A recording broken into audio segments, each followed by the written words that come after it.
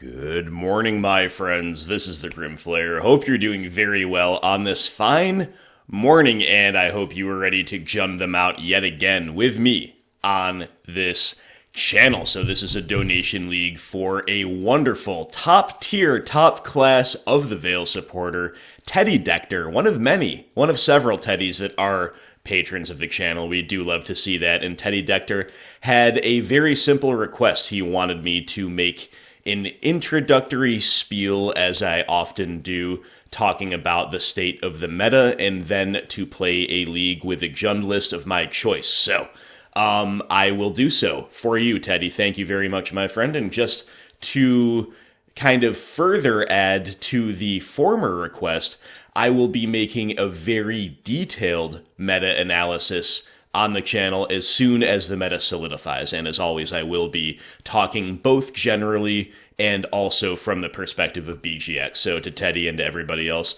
do stay tuned for that. But for now, I'll tell you what I think about the meta at the moment, and it is liable to change, in a week or even a few days after I record this at the time it's been released, right? That's just how these things go when a new set has just dropped. But I will just give you my thoughts. So, the first thought is a generic one. I don't think that if I was just trying to grind right now, I would be playing Jund. It is a little bit of a thankless task to play a BGX mid-range deck into a wide open meta unless you really, really think you have it solved, and or unless your strategy is just more powerful than what people are doing. If the new stuff people are trying is disruptible and also kind of maybe of a lower card quality than your deck brings to bear, that's when playing mid-range into an totally unsolved meta is fine. Right now, it's kind of a shot in the dark, if you will, but I do think I have made some reasonable hedges toward the expected meta, and we'll see whether we encounter them or not, right? So, land base.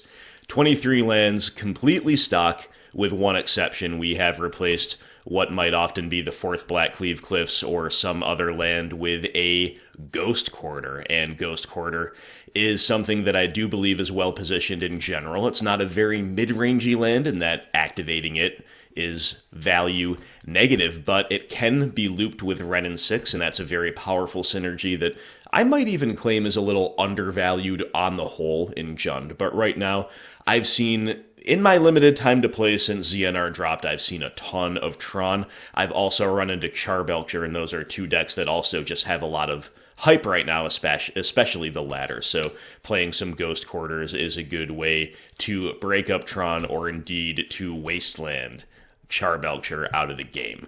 I'm going to jump ahead to my Assassin's trophies here. On my recent Rock League, I got a little bit excited with how all of the flex removal pieces fit together in a cohesive whole.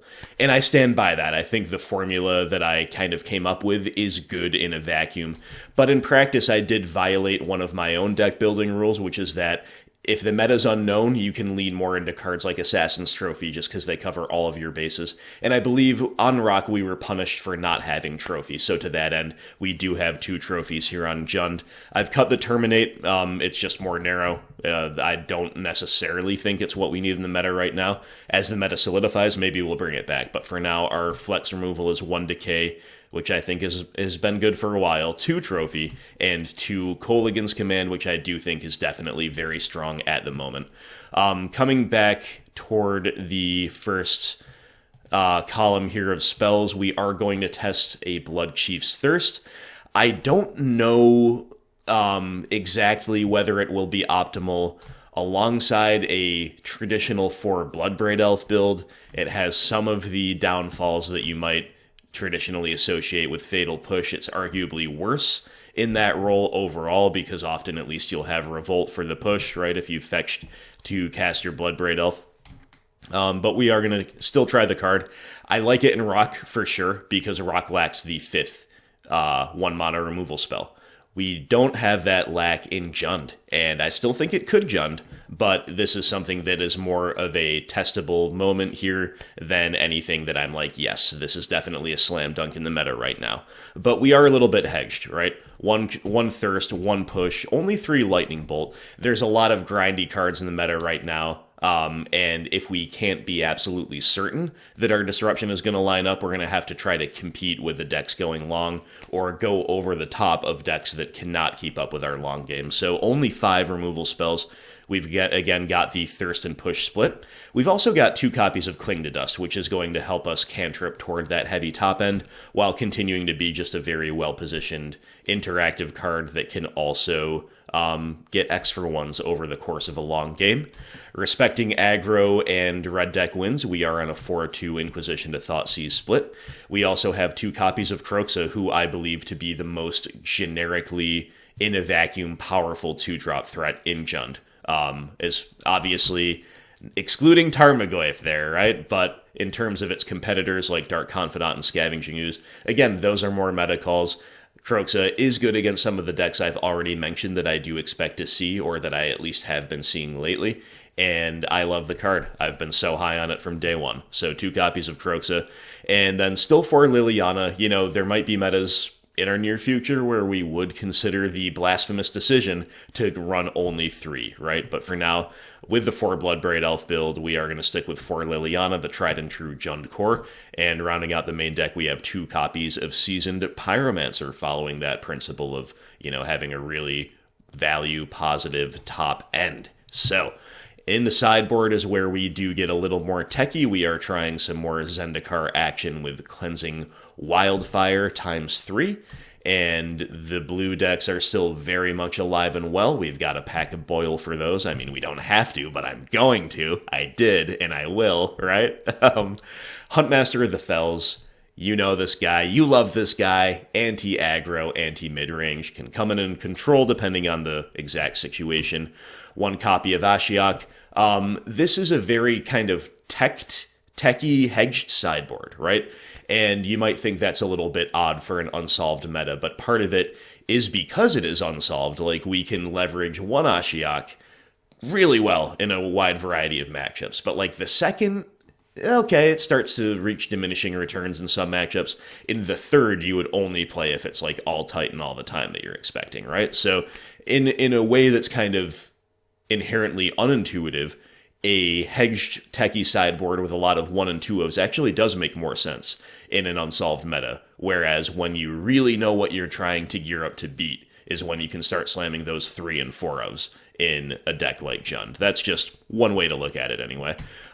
This is a guy we have not seen in a long time, the good old Collector Ouphe. Again, good against Tron, good against Charbelcher, can be a kind of a nasty surprise maybe for Mishra's Bauble decks, and there are other artifact-based decks in the format for sure, and I think Collector Ouphe might be something that we want to revisit. I've been very happy to leave him out of the picture, firmly resigned to the maybe board lately on BGX, but, you know, we might have need for his services yet again after we have survived the Mox Opal era of Modern.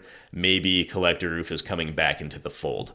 Weather the Storm, you know, when metas change, Burn does come out, and there's lots of prowess to worry about as well, and Weather the Storm is a little higher variance there, we could say, especially if it's like a Scourge of the Skyclaves build. Weather the Storm is not going to beat that card, but Weather the Storm, again, definitely good against red deck wins broadly. You could also expect to see some combo decks in the meta, maybe, with things so uncertain. Gaia's Blessing is ancillary graveyard hate, and it's really not bad in that role. But really, this is the mill hoser. Unless you happen to draw it, mill is going to get wrecked by Gaia's Blessing. It's very cool, and OGs of the channel will remember that I mentioned it, I don't know, a year and a half ago. It's been a long time now, but this is a card that's been a pet card for a while. It's been on my radar for a long time, and I thought it was cool before the era where everything started drawing a card. I thought it was overall a pretty unique set of effects. Now it feels less unique because, again, everything does kind of draw a card now, which we hate. But this card's super cool. Look at this art. Look at this Weatherlight printing. We love to see it. And mill is everywhere online right now. It really is. It won a challenge recently, which is incredible. And Gaia's Blessing, again, good ancillary graveyard hate, and the mill hoser. 2 Spellbomb, can't leave home without him. 1 Collective Brutality to round things out in the usual way that it does in a variety of matchups. And some challenges have shown us humans coming back in a major way. They are a good proactive thing to do in an unsolved meta, and they police combo decks really well. So Plague Engineer, you might say, okay, well, if we have enough slots for that we need to dedicate to all this other stuff like Gaia's Blessing and Collector Ouphe, maybe some people are thinking, should we cut the Plague Engineer because we're already good against small creature decks? No, never cut the Plague Man, or maybe sometimes you could, but I don't think right now we should because humans is everywhere. Lots of other tribes, and against other small creature decks, he's still really good. So there you go. Those are my thoughts on the meta, but I do repeat, it is kind of a thankless task right now, I would say, to play Jund and hope to really have it all figured out and hope to really do well. But it's going to be fun anyway. I think this looks like a really fun list to pilot, and let's get into it. So thank you so much, Teddy Dector, for your continued, ongoing, extremely generous of the Veil support. This league, my friend, is for you. And as we are queuing into the first match, we have other patrons to thank. We have a brand new Inquisitor, Alexis Torres. Thank you so much, Alexis. We have a former Inquisitor upgraded to a Confidant, Ben Rez. Thank you so much, Ben. Appreciate you, my friend. Very, very generous of you. And speaking of generous, we have the notorious Guy Catlin, also known as Guy Catlin, who has already been very generous with direct donations for donation leagues, but has also gone all the way to Of the Veil from the former role of Confidant. So, guys, I don't know even what I can say about all that. We're going to keep this hand. Thank you so very, very much. I really do truly appreciate each and every Patreon supporter. Thank you also for being here and hanging out with me as we play some BGX and Modern, some Jund. We have a very nice opening hand against small creature decks. It seems almost impossible to lose, especially on the play. If their stuff dies to removal and stays dead, you know, it's going to be good. But if not, hopefully being able to cling something turn 1 is relevant, and then we can go on the Liliana plan. Also note that if they're not on a small creature deck, maybe they're on Planeswalkers, and Bloodchief's Thirst could still be good in the late game, and Lightning Bolt can also go upstairs or to a Planeswalker, so the hand is really balanced, and I like it a lot. I guess we're going to run out Wooded Foothills on turn 1 so we can cling on the opponent's end step if we don't need to do anything else.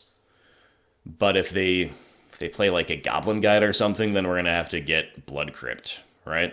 Which could be a little awkward to get the 3rd red source and have to fetch shock for it, but that's what we're doing.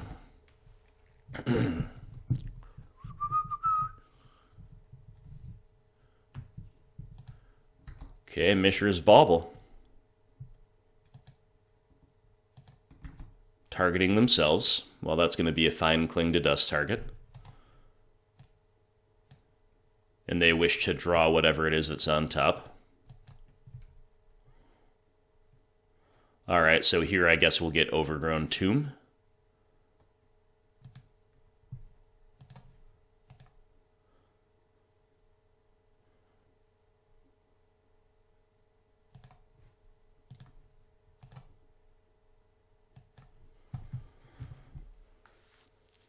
So, oh nice, Wrenn and Six, what a draw. I was just about to start talking about what our options were here, but I think we're just going to slam Wrenn and go on the Wrenn Liliana combo plan. Okay, I was just also about to speculate on what exactly opponent's on. It is a Shadow deck. They're going to Street Wraith. I'm still going to run out Wrenn at the risk of getting it stubbed. That's just only going to clear the way for Liliana, right? Okay,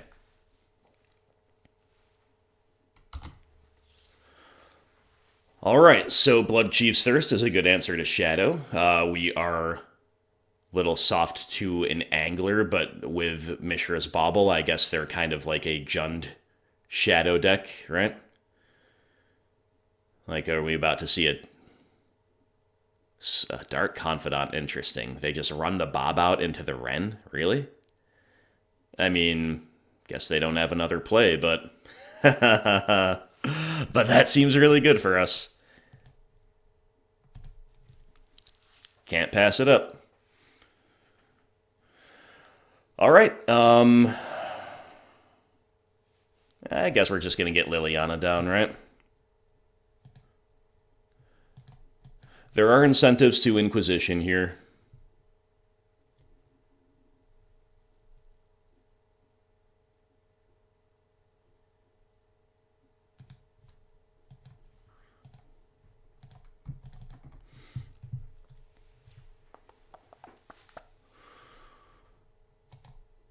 So I'm going to take a slightly greedy line of pitching the land. We just have to assume that nothing happens to our graveyard, and we can buy one of these back with Wrenn and Six.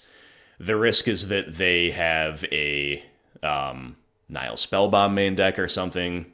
Whoa, I don't know what the opponent's doing. They've discarded Rancor, they've played Shaper Sanctuary, and then they have Abrupt Decayed our Liliana. Okay, so Shaper Sanctuary reads, whenever a creature you control becomes the target of a spell or ability an opponent controls, you may draw a card. Alright. Well, I think we only have one Dead Cascade in the entire deck, and that would be Fatal Push. So we're probably just supposed to buy back a land, but honestly, now's a pretty good time to Inquisition and play a Goyf as well. Maybe we could wait on the Bloodbraid for a turn. I guess either way we'll get a fetch land back. Yeah, because I'm so unfamiliar with the deck, I'm going to take the chance to Inquisition.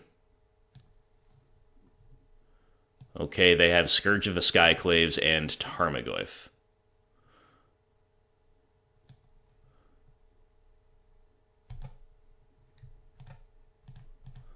Take their Goyf. So we can beat the Scourge, but Shaper Sanctuary is going to draw them a card off of it, and that will put them at parity. Right? But then any subsequent removal we... on card advantage, that is. But then any subsequent removal we cast will be gaining them value. Are we supposed to bolt upstairs? I don't know. I'm not going to.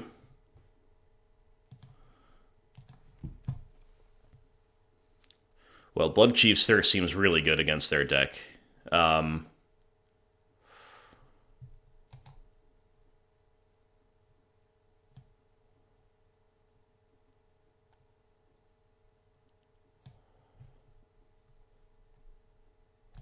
let's buy this back.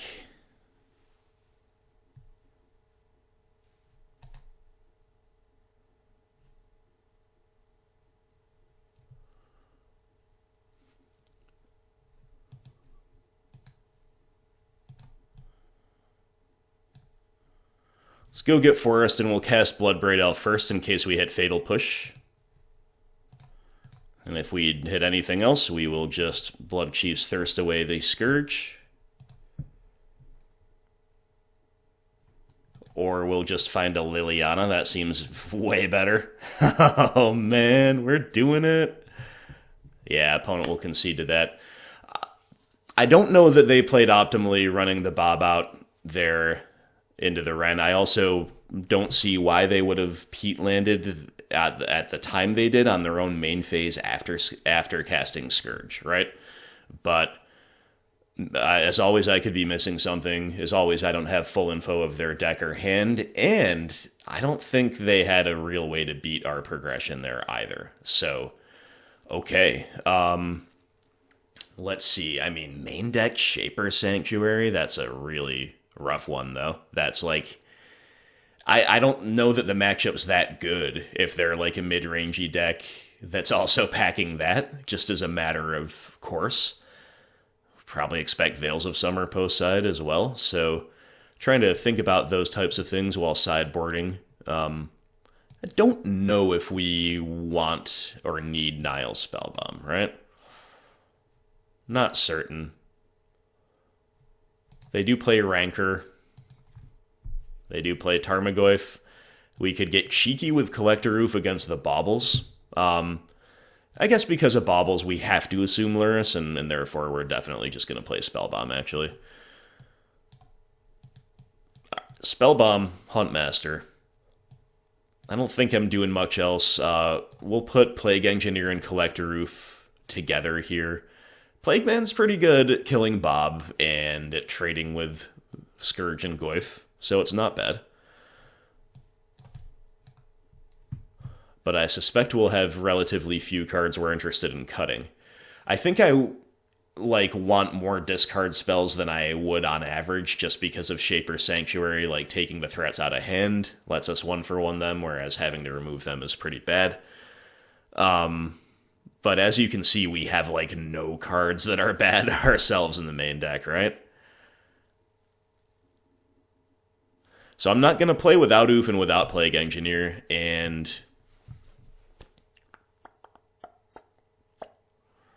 I'm just going to trim around the edges. I'm going to cut 2 Thoughtseizes. I'm going to respect my life total a lot here with them on the Scourge plan. And I'm kind of tempted to cut a Bolt, but I don't want to get too soft to an early Bob, which could run away with the game, even though it's a liability for them in other ways. So we just need to make one more cut, and it's not going to be Bolt.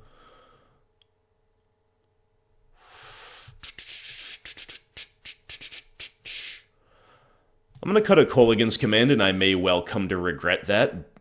Seems perfectly fine in the matchup, but they're basically on an 8 Goyf deck, right?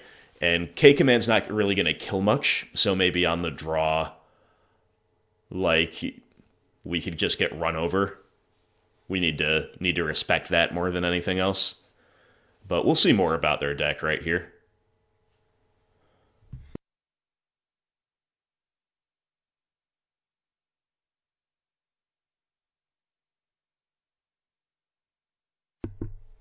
Opponent will mulligan. Our hand is a perfectly fine keep. It's not the most exciting, but they're all the way down to 5. Wow. Okay. Seems amazing for us. Seems lucky for us, that is for sure. We'll take it. Shocking in, playing a bauble, bobbling us, but then passing. I expect a discard there for sure. Okay.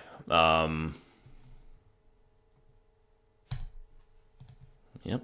We're going to say go. We're just probably going to cling the bauble, but if they play a boltable target, we'll do that instead.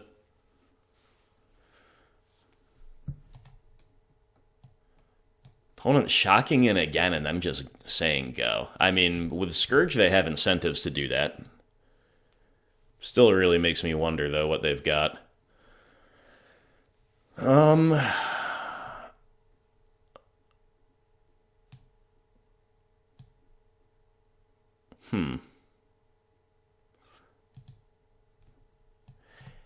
Yeah, I wasn't certain whether to fetch or shock there. We probably could have got away with just a basic swamp, but we do have Spyros in the deck. Judgment call for sure. But Cling just showing up big already this league like it usually does. Inquisition seems really good. I'm gonna risk getting Veil of Summered. Seems like a perfect time for it. Yeah, Veil of freaking Summer.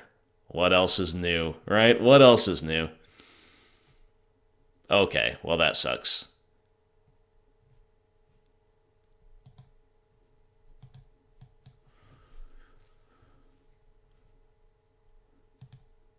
In some ways, I guess we didn't really have to risk it, but the fact, if they had, ironically, if they had played a second land tapped, I would have been more suspicious for Veil, but the fact that they shocked in the first time, and then also just shocked in the second time, made me think, okay, they're they've got Abrupt Decay or something, or maybe our trophy, or they're just holding up, they're just getting their mana going, right? Anyway, We're going to play Liliana and Edict, and if they have another Veil of Summer, then we'll just add this to the annals, you know, the mounting evidence that Veil of Summer is a preposterous, ridiculous, obscene, evil card that should never have been printed. But clearly our play here is Liliana, Edict the Scourge, and hope they don't have Veil.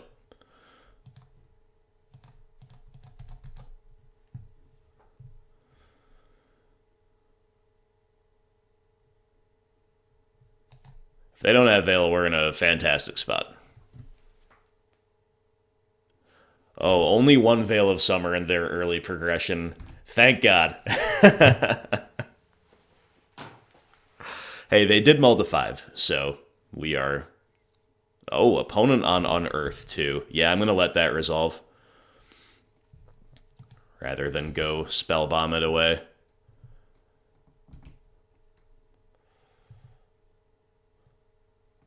Think we should reasonably expect to beat that card.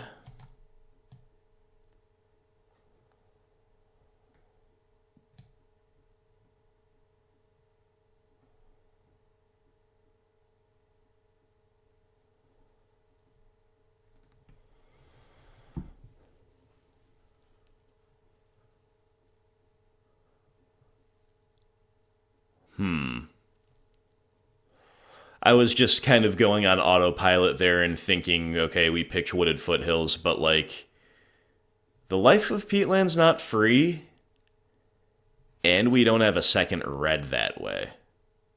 So it's definitely a judgment call. Nevertheless, I'm going to put my faith in my ability to answer this and outgrind them. We're asking them to have a lot here, right? No matter what we do.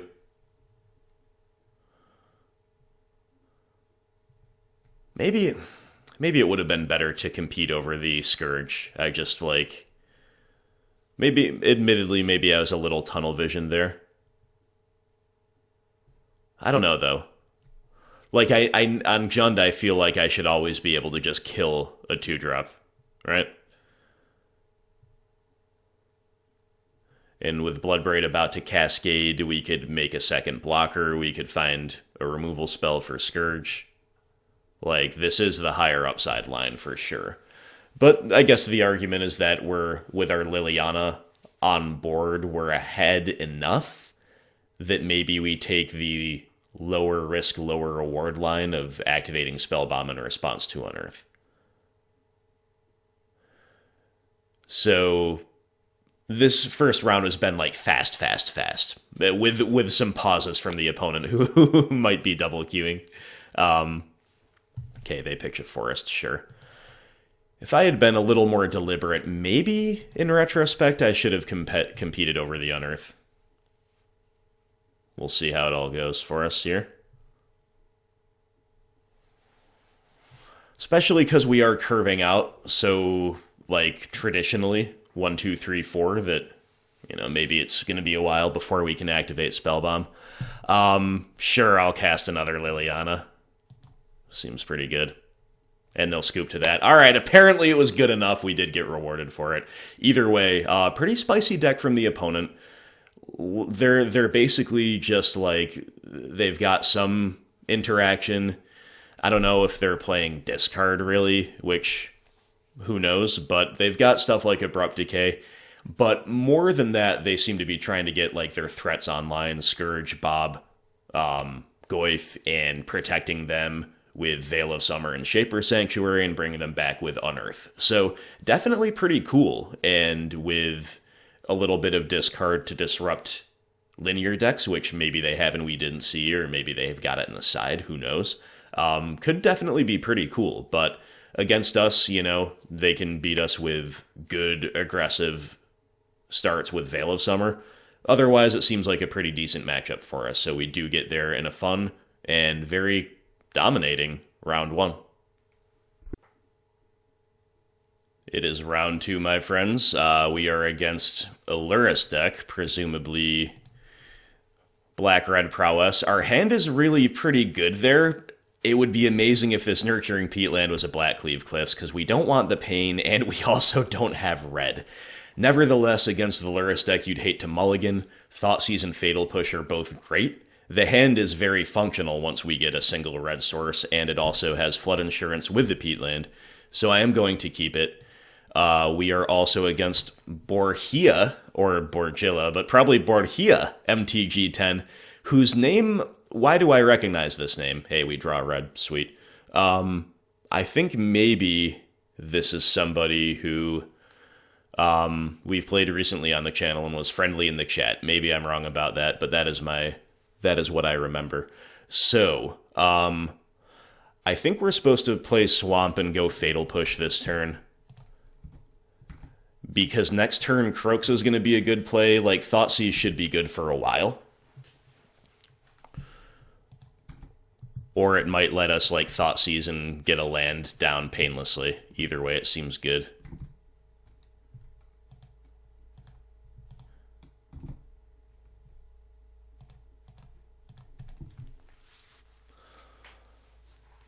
Alright. We've drawn Cling to Dust, also seems good. So yeah, do we like Kroxa or do we like Thoughtseize here? You know, I actually think I do like Thoughtseize. Just gonna take away another threat before they get to play it. Like a turn 3 Abbot would be pretty good for them. They have Cling to Dust, Fatal Push, a Lightning Bolt, huh? Think I'm supposed to take Cling.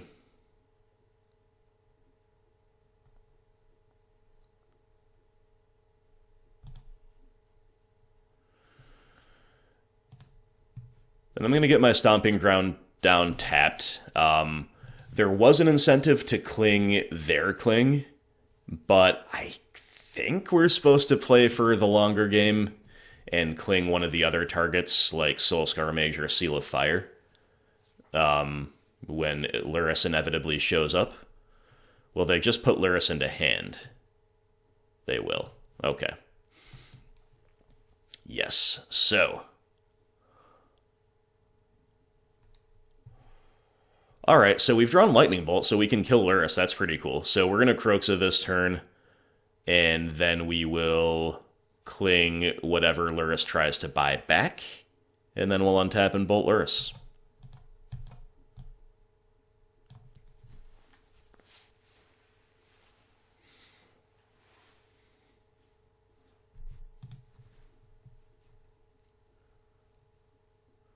Oh, they had a Kroxa to pick. That's actually pretty rough for us. They're starting to tax our ability to interact with their graveyard pretty heavily.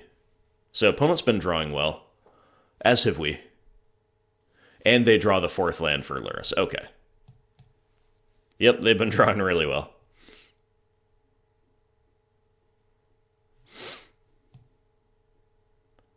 So now are we... Yeah, I should have probably clung in response to Lurrus on the stack. I just was talking, not thinking. Sorry. Now are we going to Cling? I think we're supposed to Cling their Cling and try to win with Kroxa. It also lets us draw a card, possibly allowing us to kill both their threats next turn. We've drawn Liliana, so yes, we can. How nice. Liliana's been so good. So good this league already.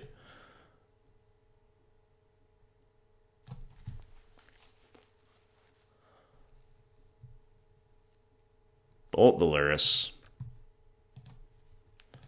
Taking too much pain from our lands to be optimal, but otherwise our progression's been really nice. We do still need to find a second red land to escape Kroxa, but once we do, that'll be live. And a Tarmogoyf is just another great draw. Like, we're just doing a lot. But if they escape their Kroxa before we do, which it looks like they will at this stage, yeah, we're still like definitely a bit at their mercy. I believe they have to answer Liliana this turn. Like, that just makes... It's the only thing that makes sense. Alright, so think I'm going to begin by cracking Peatland. We need to find a red land as quickly as possible. We found Wrenn and Six. Not a great card in the matchup, but that will actually do something. Yeah, we're going to play it rather than running the Goyf out into push, I suppose. We're just like keeping our land drops going and also presenting a loop. So that was okay. If we had a fetch land to buy back, I probably would have just bought it back. So opponent's going to do something instead. Fire off a bolt so they can untap and escape Kroxa. Maybe they'll consider cracking Sunbaked Canyon depending on what that unknown in their hand is. Really interesting game so far. They do crack Canyon. Okay. Certainly makes you think they've got another land rolled up, right? And they don't fire off bolt. Yep, they have the swamp, sure. And the bauble. They will bauble us, and then here comes Kroxa, I suppose. Alright, Kroxa's going to be a tough card for us to beat.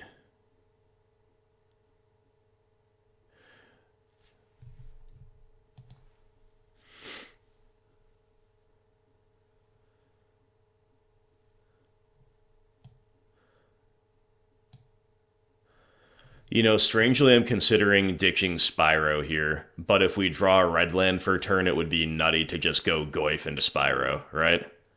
But if we draw another Bolt... No, I am going to pitch Bolt, because we'd need to draw a second red land to make that good. To, like, double Bolt the Kroxa, right? So, sure, let's just pitch Bolt. And hey, you know, Goyf was bigger than Kroxa, it no longer is, but maybe could become so in the future. We've drawn Inquisition. Alright. So we can crack Peatland, buy it back, play it, and then Inquisition into Goyf as the floor of the turn. Both decks looking really strong here in my view. Kroxa's a big mirror breaker, though, and the fact that we can't escape ours is really rough. Alright, so they have Swifty, Bolt, and Scourge, jeez. I guess we are just going to take Fatal Push. Our Goyf is still pretty good, it's just can't beat Kroxa for now. But we have to assume that we'll get there.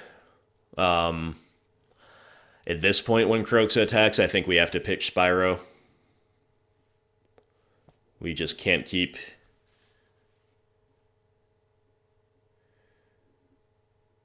assuming we'll get there with that red land that we haven't had for this long.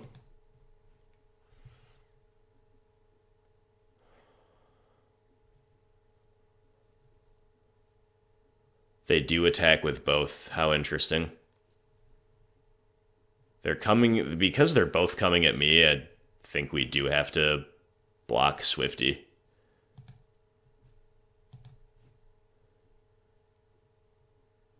We know they have a Bolt, but just like taking it means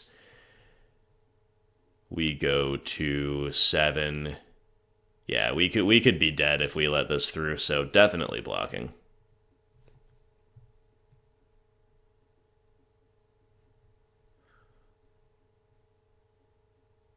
Okay.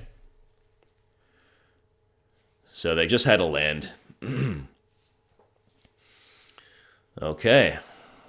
Scourge of the Skyclaves. Looks like the opponent had us, and now we draw Blackcleave Cliffs. Okay. Not good enough, but let's at least crack Peatland. Or should we begin with a Cling to Dust? We need to draw, like, just 2 removal spells, and it kind of has to be... I don't think we can get it because Bolt doesn't do it. Yeah, maybe like Abrupt Decay and Fatal Push would do it. Whatever. Let's begin with a Peatland. Kolaghan's command. Alright. I don't think I'm even going to show them anything else. We are... Well, no. We're not dead yet. So we can... Yeah, okay.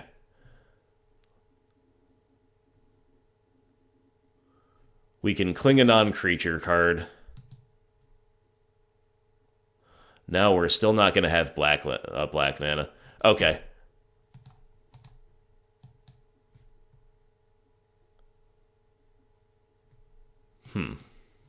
Sorry, I'm tanking over the exact optimal way to sequence in a situation where we're surely just stone dead. Yeah, okay. We draw a 3-drop, we're dead. Alright, opponent got us. Yeah, I kind of... As soon as they pitched the Kroxa to our Kroxa, I said, uh-oh. Like, we need to escape our Kroxa before they escape theirs, and we didn't, and that's why we lost. It was a really good game. It was a really interesting game, but Kroxa proving to be the mirror breaker there for the opponent, and that was a little bit rough, but I think the matchup's probably okay. Nihil Spellbomb, Huntmaster of the Fells, Collective Brutality, all pretty good.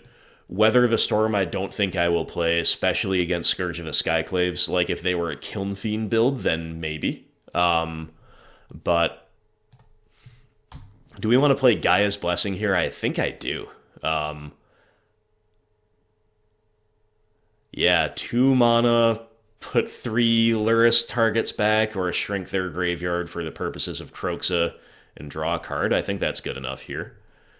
And then Plague Engineer is always playable in these matchups, but a 3-drop that dies to Seal of Fire is not a high importation from the sideboard, not high on my list. But let's cut a couple Wrens. I'm going to cut a couple Thoughtseizes. We're going to get grindy while also respecting our life total, reducing our bad top decks. And we could definitely cut the 3rd Wrenn as well. But, you know, it's a grindy match to some degree. Leveraging 1 is definitely fine. Every other card in our deck looks good, so we're going to play with no Plagueman, and we're going to make 1 cut. What's it going to be? What's it going to be?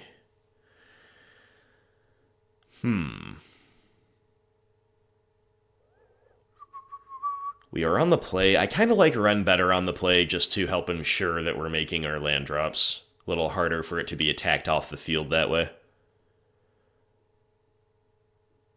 But I don't really see a worse card in the remaining 61.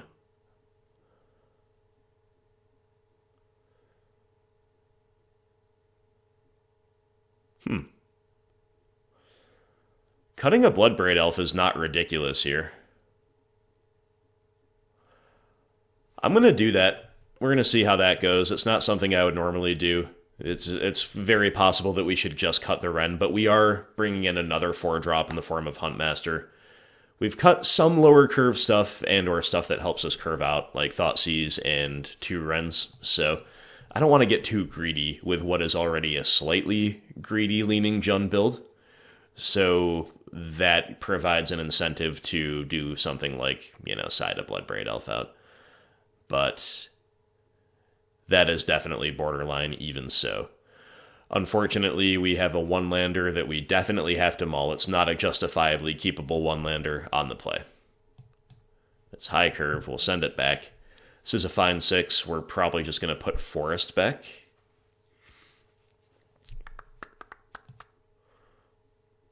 Yeah. We'll keep all lands that can help escape Kroxa, right?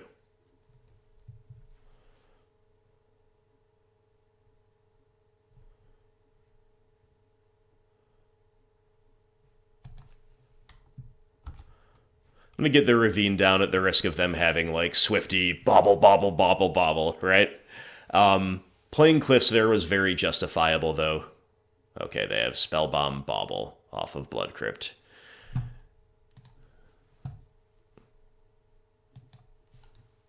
Okay, so they know about our Seasoned Pyromancer.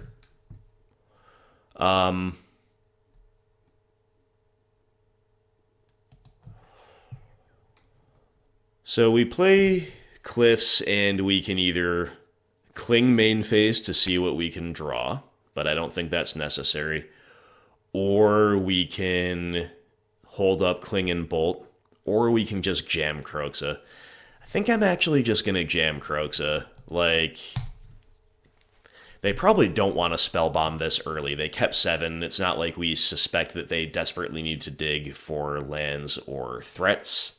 So let's just make the trade now, and this kind of slows down their progression in a couple different ways.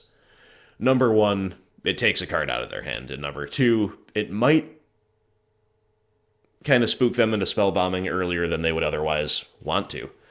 And I think we're seeing the latter. Look, they exile our graveyard with only 1 card in it. You gotta imagine that's good for us, right? They're filling up their own graveyard pretty significantly, though, so maybe they're lining up a Kroxa as well. We'll just have to see. Anyway. Okay, we're gonna wait on Spyro. Just gonna play the long game a little bit here.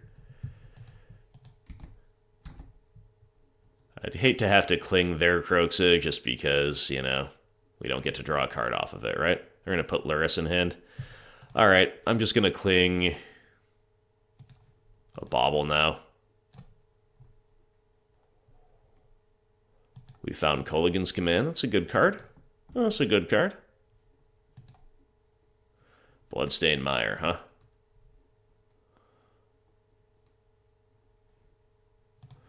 Alright, let's play Spyro, see 2 fresh ones. We're going to pick these 2 lands.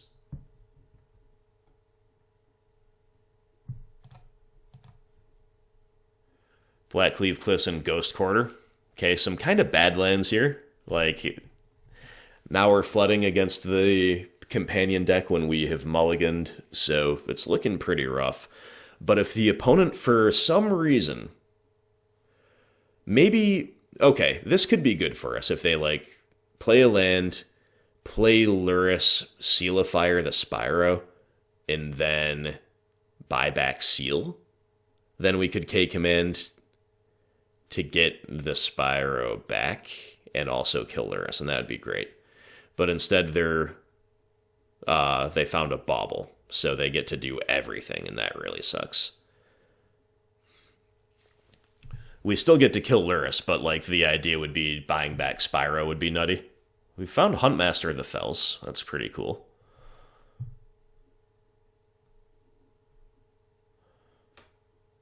I guess. So yeah, I guess we just bolt Lurrus, attack, play Huntmaster. Dies to Sealify, but we get lots of value off of it. And that is something else that's going to be nice to buy back. So sure.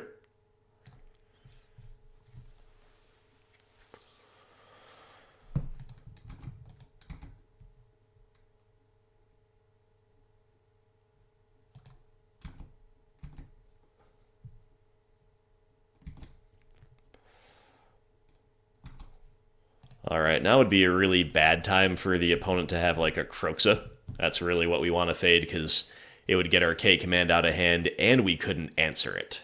Right? So we're doing a lot. We're doing a lot, but the opponent has 7 cards in hand, a Sealify on board, and a full graveyard. So they also have fully functional mana, including their own Flood Insurance with Sunbaked Canyon.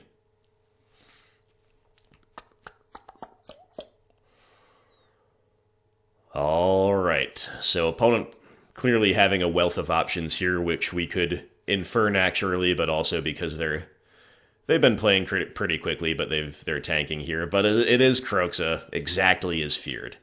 That's pretty much what we can't beat, I suspect. But if we rip the nuts off the top, we can. They also seal Huntmaster before we get to untap.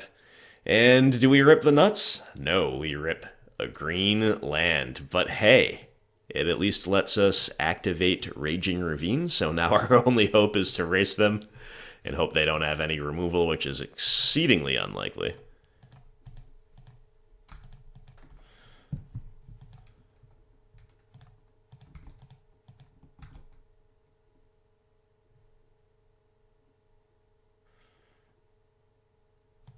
Okay, they got push. Feels bad, man. Oh, they've got Bolt too. Oh my goodness. I mean, they did have 7 cards, so... But you gotta say, the opponent does have literally everything this match. Alright, so now that damage is through, I'm going to GQ their Sunbait Canyon before they get to untap, because now our only hope is that they're flooded, but even if they're flooded, they get to escape Kroxa. And then we'll have to, once again, kind of draw the nuts.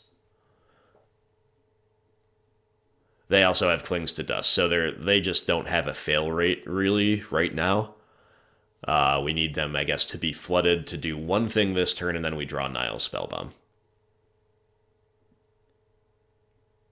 But we are getting kind of junded out by the non-jund deck, but the opponent's deck is just nutty. I played it, I debuted it, I went 3-2. Despite only going 3-2, it felt so strong. And the 2 losses were to Tron, which seems like a good matchup, and it was just the usual Tron stuff where, like, we disrupted one aspect of their game and they immediately top-decked whatever we disrupted, whether it was lands or, like, threats in hand with Thoughtseize. Okay, we are flooding, the opponent's got this stuff. I can justify playing it out simply because Spyro can chump block and then we can make tokens. And right now, technically Scourge can attack into it. Actually, yes, it can, because before we go to damage, Kroxa's trigger will resolve. And we'll go to 15, and then Scourge will become a 5/5. So, yep. Pretty nutty looking. Like, the deck is really good, right? That's my estimation of it. And then if Scourge of the Skyclaves is the real deal, which I suspect it might be, this deck is looking real scary.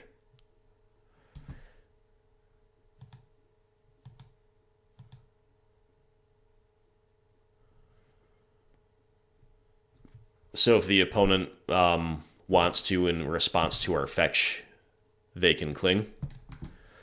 Which is whatever, like the chump blockers aren't really going to get us there anyway.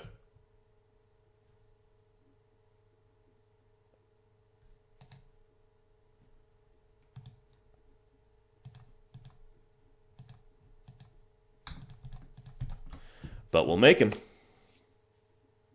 And we draw Mountain. Yeah, we have flooded just way too much. And hey, even if we didn't have a good draw, we'll show them that it was a Mountain anyway, and then we'll scoop. So opponent absolutely crushing us here. I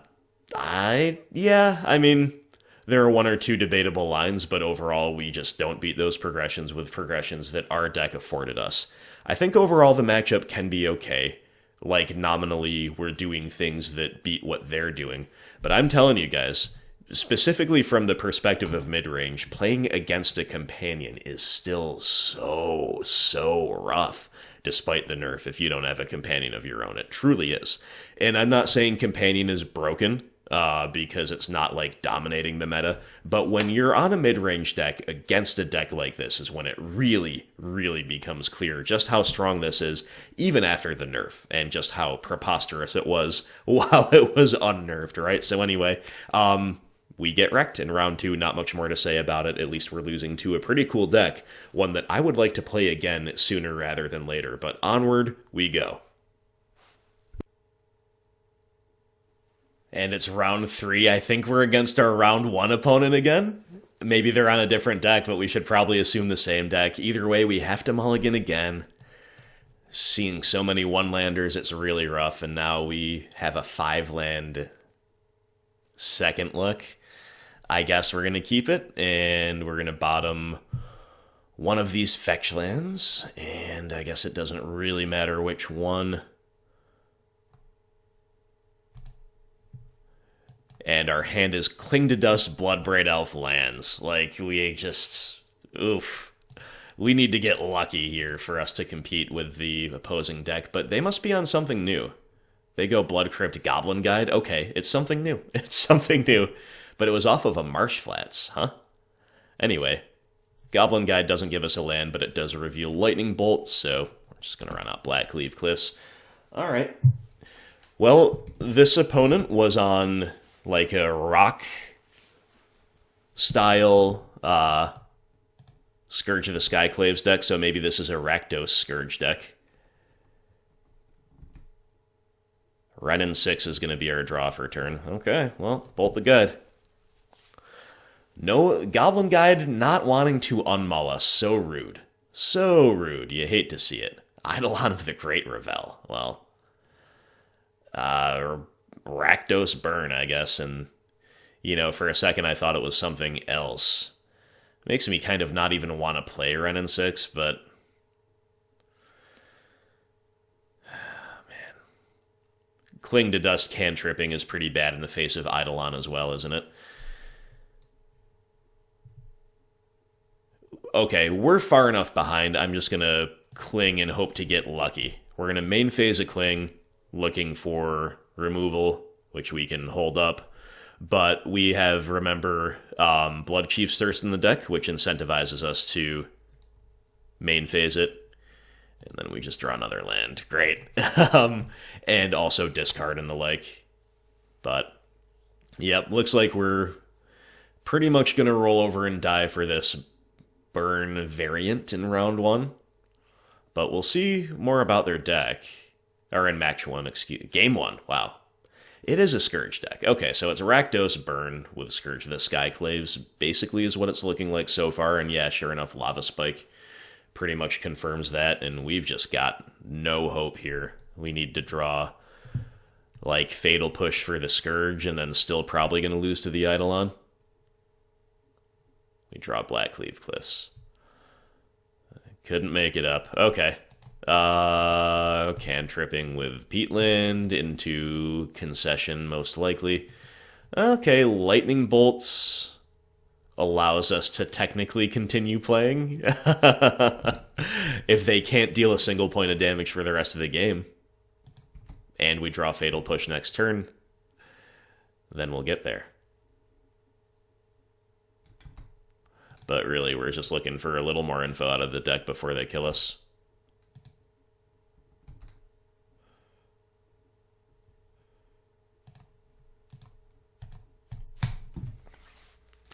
Okay, so we faced Scourge of the Skyclaves all 3 rounds thus far.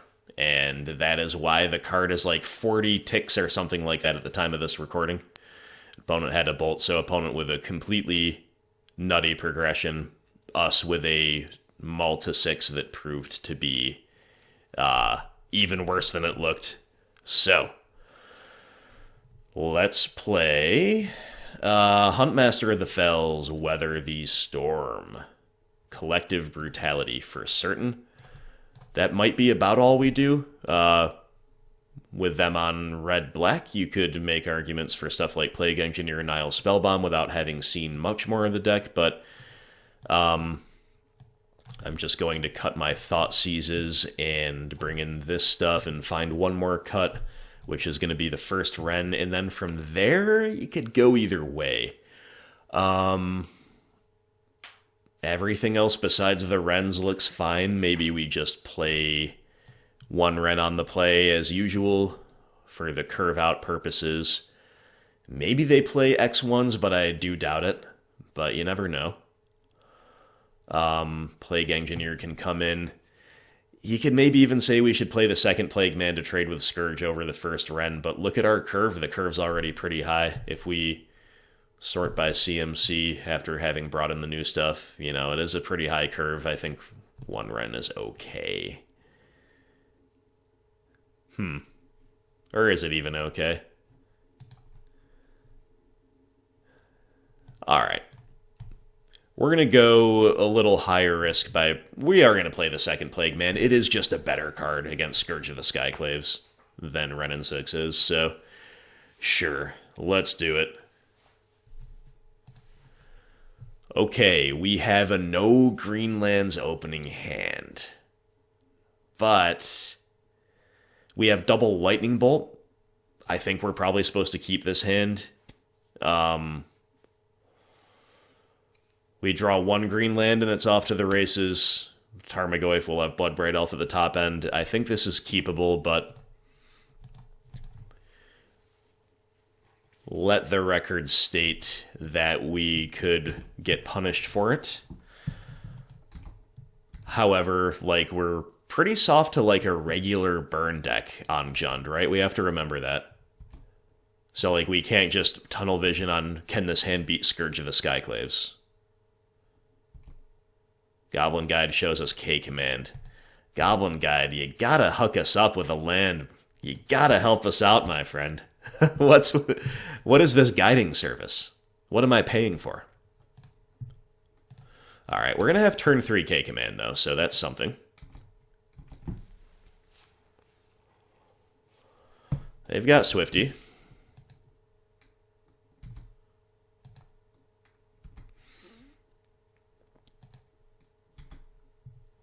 And they don't appear to have a second land.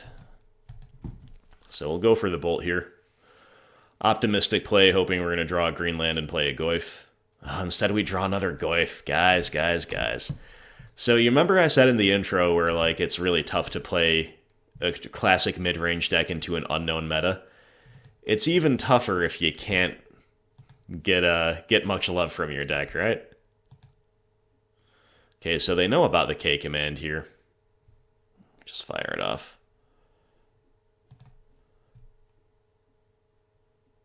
You discard, and you're dead, unless you have a mutagenic growth.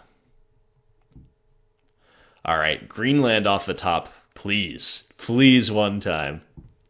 Alright, K-Command resolves. Come on, Greenland. Kroxa.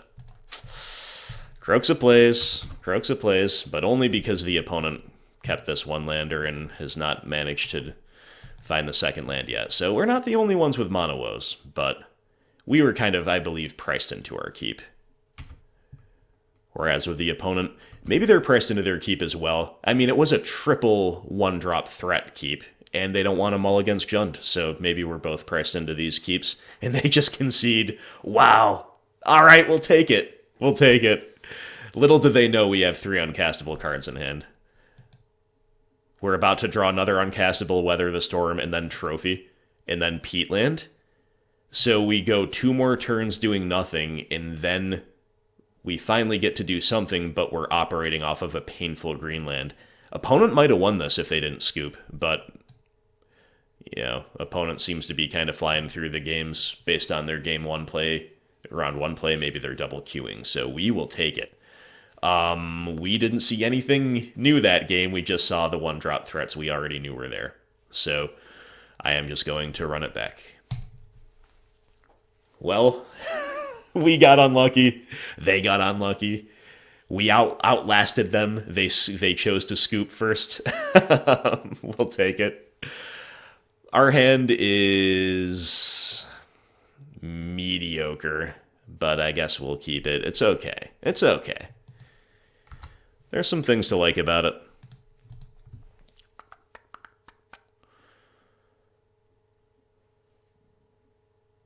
They've got Goblin Guide. This is where Bloodchief's Thirst is bad, because we're going to have to kill it at sorcery speed. And once again, Goblin Guide. 4 hits, no lands. Come on, guy. Come on, what's up with that? Alright, we just have to do it. There is a world in which you could make an argument for, like, taking the hit, using Cling to Dust, hoping that you have the right combination of cards off the top to reward you for that, starting with a land, free land off the Goblin Guide and all that, but it's just not good practice against Burn. Opponent fetching, shocking, then passing. Alright.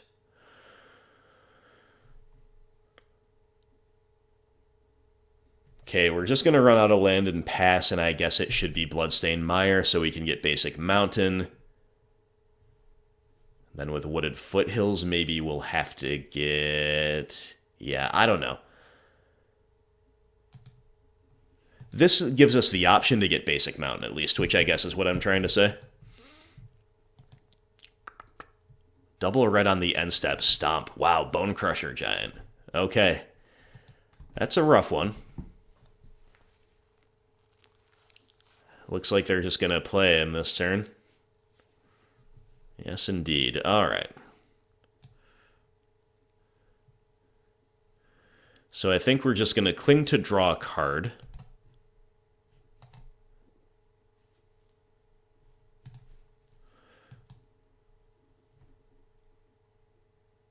Liliana. Alright. That means we don't have to bolt the Bone Crusher, and I suppose we probably shouldn't if we don't have to. It also will let us get a dual land painlessly here. So we kind of want... We need double red for Spyro. So if we get Mountain with Wooded Foothills, then we should get Overgrown Tomb here with Bloodstained Mire. Is that correct? Then we'll have 1 green. We're excluding Peatland. We'll have 2 black, 1 green. No, sorry, we need double red. So we need to get... Huh. Sorry, I don't know why I'm having a mental block here. There's admittedly a lot of different incentives with our hand here.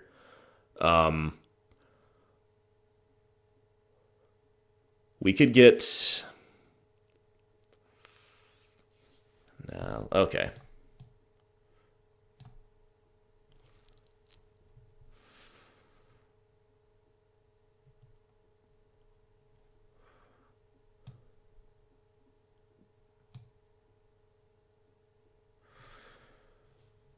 We definitely need to get a red land with both.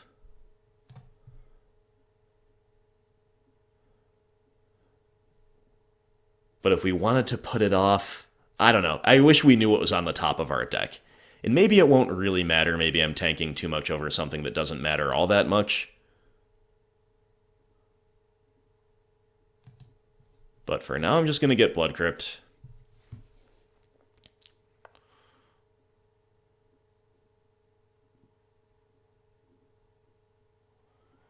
Alright, so are we content to operate off of Peatland as our only green source for the near future? Because if so, then we can get Mountain off of Wooded Foothills. Like, it's just kind of damned if you do, damned if you don't with the life total, right? Like, we could get punished for either one.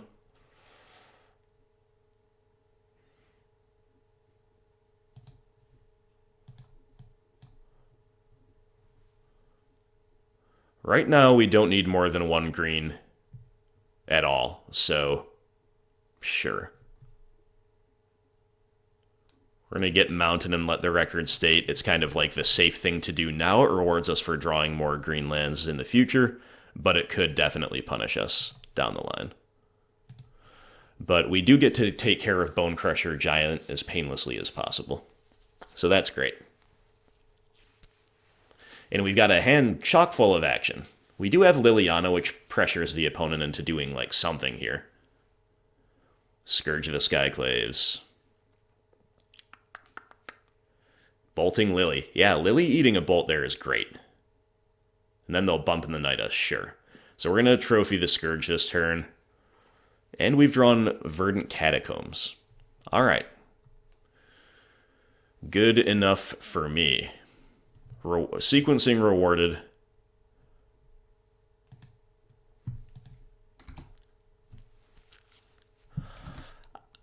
I maybe should have fetched main phase in case they play light up the stage, but they haven't showed us that yet.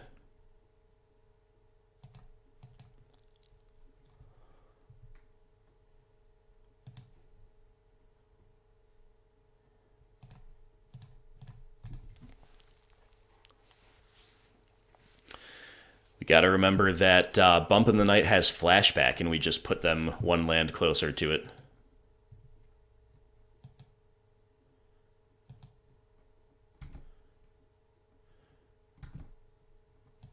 We do have a Cling sitting in our own graveyard. Our life totals... Oh, they have another Scourge. Oh, man. Oh, man. Okay. I guess we'll just untap. See what we can draw. Abrupt Decay. Nice. Nice, nice, nice. The only problem is we're not really allowing ourselves to double spell this way until they present a lightning bolt target. Unless we wanted to go Spyro, loot away, bolt, Bloodbraid Elf. That seems pretty bad. So let's just run out Peatland. Say go.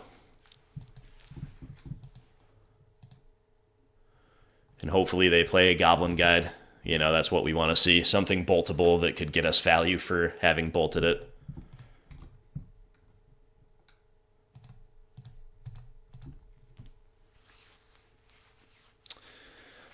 answering the Scourges with some decent top decks. Another bump in the night. Okay. Into...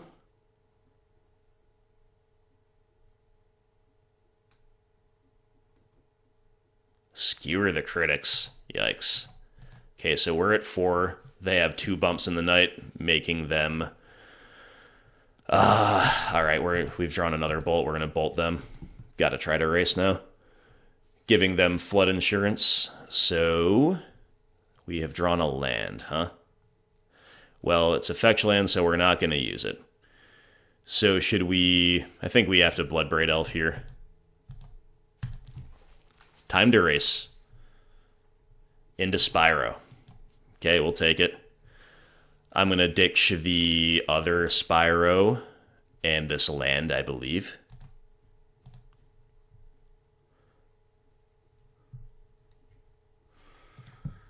All right. So the opponent's at 8. We have 6 power on board, so they're dead a couple different ways unless they kill us this turn or find a way to stay alive. They're skewering us. We're at 1, and the opponent is dead. Should we kill them with Bloodbraid Elf, Kroxa, or Lightning Bolt? Let's go, Bloodbraid Elf. GG's, well played. As close as you can possibly imagine. Bloodbraid into a Tarmogoyf? Sure. That is the game. Wow! Wow, that was intense. That was close. And we got there. Yeah, lots of little decisions were made. Apparently, wrong ones could have lost us the match. That's how close it was. So I'll have to look back at everything. You know, there might be still some debatable lines. But right now, having never seen this deck before, I feel really good about how we sequenced and how we just barely squeaked over the line in the face of some pretty bad variants in places. And admittedly, with the help of drawing removal for Scourge when we were otherwise pretty soft to it. So Jund getting there against 2 of the 3 Scourge of the Skyclaves decks so far. It's a card that we can beat. It's a good card, but it's a card that we can beat. When I first saw this card was printed, I said, geez, I'm going to be really happy to be playing the card Fatal Push. And more broadly, that extends to things like Bloodchief's Thirst, Abrupt Decay, Assassin's Trophy, right? You understand the point. Non-damage-based removal is how you beat a black Tarmogoyf, right? So, anyway, we are 2-1, having a lot of fun with Jund, and let's go on to round 4. Okay, for round 4, we've got a hand that is a fine keep in the blind. It needs to draw the 3rd land for sure. But we are on the draw. We've got 3 looks at it, and going Bolt into Goyf in the blind is pretty good. We have Trophy to break up Tron if it is Tron. You know, we've got a lot to like. Cavern of Souls. So we're against humans, which is a really fun matchup, and it's great for us that they mulliganed. Alright, I'm just going to on-site bolt the turn 1 Noble Hierarch, and we've also drawn the 3rd land, so we're all rolled up, ready to do our thing.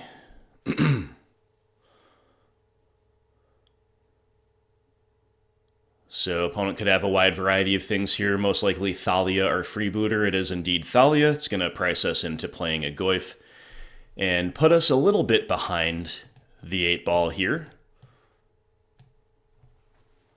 So if they still, we're going to get Forest, by the way. It's not ideal ever with Kroxa, but we really have to respect our life total in this matchup. So if they have a Reflector Mage or something here, this is how we could start to lose this game for sure. But we'll just see what they've got. Champion of the Parish into... maybe now it's a Freebooter? It is. Alright, that's really good too. So now they get to probably take Trophy. We can't cast Liliana next turn. And Goyf is just kind of holding them off. But they only have 1 card in hand, and we're Jund. So we just draw a piece of removal, and it's on. You know what I mean? So let's just do that, right? Yeah, sure enough, down goes Trophy. Up goes champion, and then they will pass the turn. Come on, Jund. Do we draw Thoughtseize? It's pretty bad, but... Am I going to cast it? No, I don't think I'm going to cast it. Just getting another Tarmogoyf down is surely better here. It was like basically now or never with that Thoughtseize, but I think playing a second Goyf and making them have like a Deputy of Detention specifically, or a similar effect to punish us, is probably correct. If we also are ever +1ing Liliana, it will be... they've got Mantis Rider and a land as their last two cards, sure. It'll be a free pitch, right?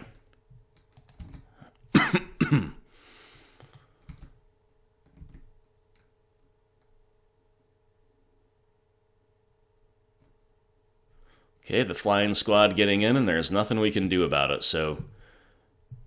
Let's fetch... We need a second black and a second red.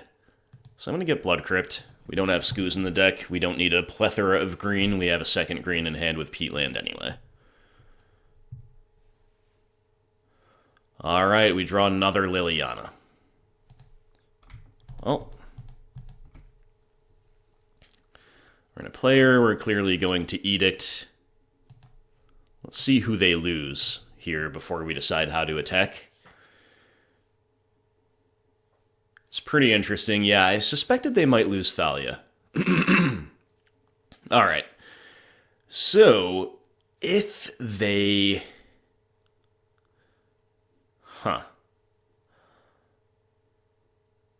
Okay, I think we're supposed to leave both Goyfs back to block.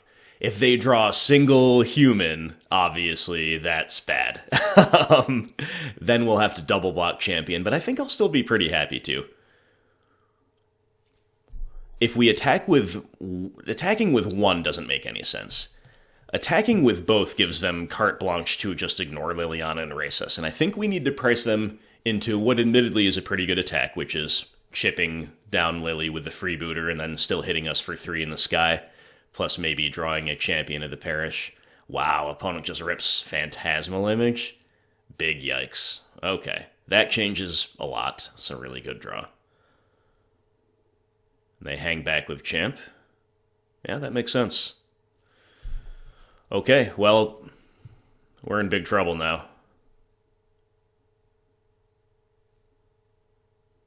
We draw Assassin's Trophy. Okay, so...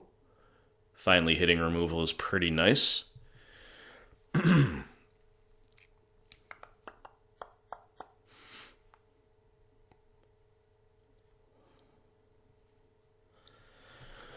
So we're just going to trophy this freebooter and then trophy a Mantis Rider. Still pretty much have to sit back because they're going to see 2 cards off of Canopy. We need to be able to present a trade with Champion of the Parish. We need to just hope we keep drawing removal.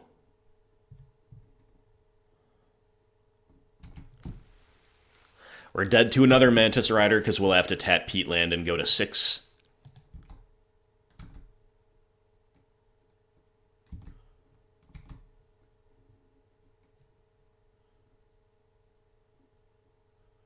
Okay, they cash in the Gemstone Mine for another Phantasmal Image, really?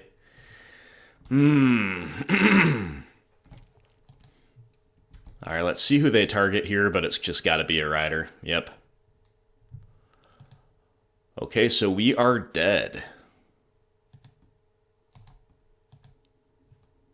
I will concede. No need to show them information with a second trophy, I guess. I mean, it's not that it matters, but... What a nutty series of cards off the top that was for the opponent. I think on average, Jund 7 versus Human 6 were quite favored, but when they've got stuff like that, they can definitely get there. The Humans matchup is not that easy. It's, I think we're favored, but they're a real deck, and that's why it's a fun matchup, right? Cleansing Wildfire is kind of funny here. We're probably not going to play it. It's probably just too slow. Like, we need to be answering and racing, answering their threats and racing rather than trying to wildfire them out of the game, but it is kind of funny. Like, if you have a weird Jund configuration where you're not at all prepared for the humans matchup, you have more cards to come out than you want to bring in, maybe you could do that. I doubt we're going to do it here. Let's cut a couple Thoughtseizes and bring in Huntmaster, Brutality, Double Plague Man. Could trim a Liliana, trim a Bloodbraid Elf. These are historically okay things to do. You could also trim a Kroxa in this matchup. I think everything else is pretty good, but a Cling to Dust is also looking pretty trimmable. So why don't we, on the play, cut a Kroxa and a Cling, and if we take them to game 3, maybe I'll reverse that, and maybe I'll cut away from the stuff that gets worse on the draw and or is too clunky, like a Bloodbraid Elf and a Lily. I think this is pretty good.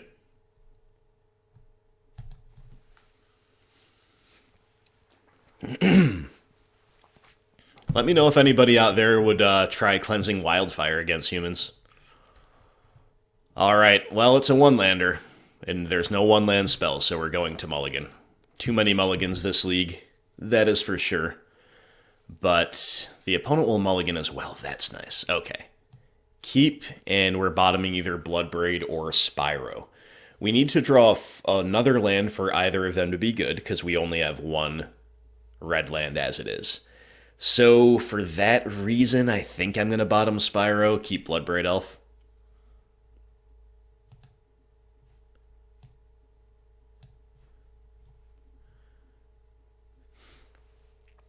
Partially because Bloodbraid might be higher impact, partially because any land lets us do it. But we will begin Swamp Inquisition. Always a great opener. And the opponent's on a one-lander, Aether Vial, Champion of the Parish, Mirren Crusader, Noble Hierarch, Reflector Mage. Okay, this is a really tough hand because, like, taking Aether Vial is really what makes sense here.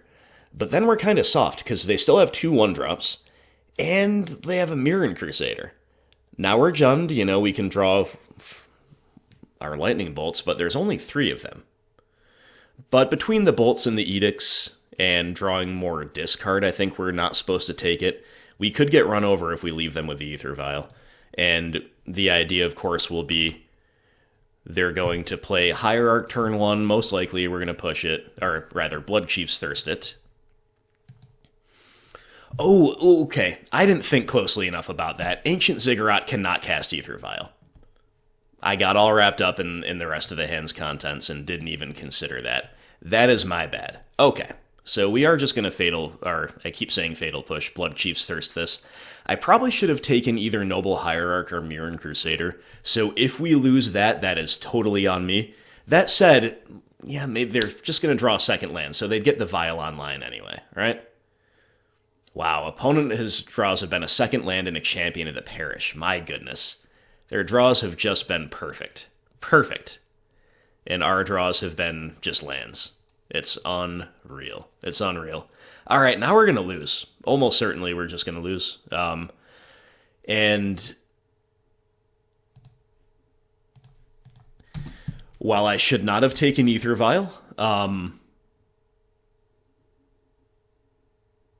think, like, their progression is just, like, really good anyway. Okay, this is probably the right play from them, but it gives us a chance. Because they go Freebooter to clear the way for Crusader rather than just slamming it. So the Freebooter whiffs, which is amazing. And we get another chance to draw relevant interaction, which would be a discard spell or a kill spell for Noble Hierarch, or to Bloodbraid into those things if we don't draw them. That said, we're still on the ropes because, again, the draw of a second land and the draw of a second champion has been just perfect for them. We draw Tarmogoyf. Okay, well. Bloodbraid. Bail us out, Bloodbraid. We need it. We need it.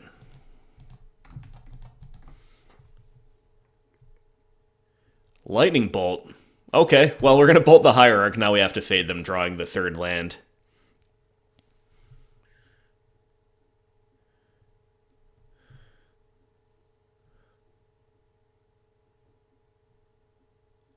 The attack here is interesting. I think I'm going to make it.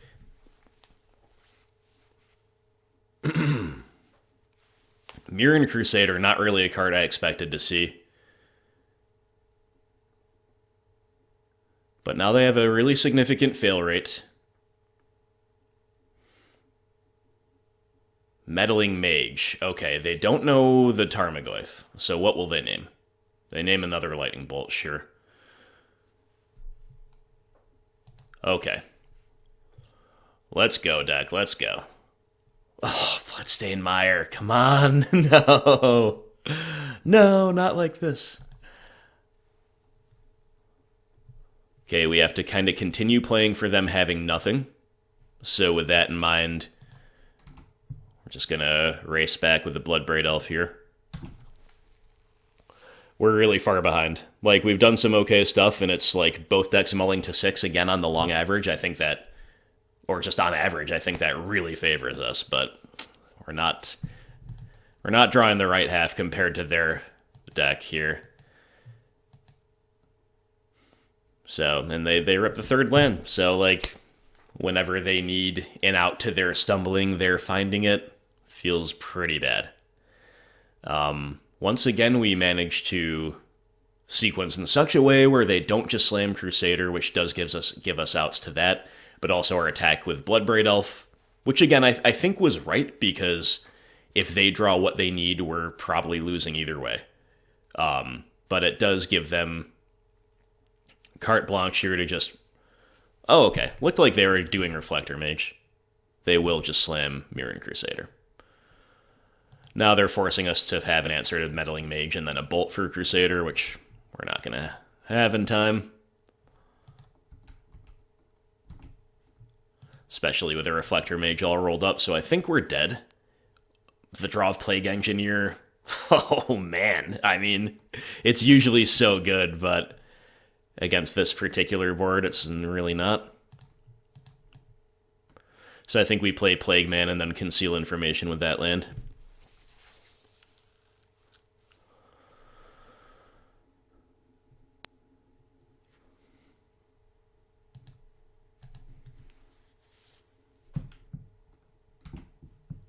Alright, OP, can you find a way through?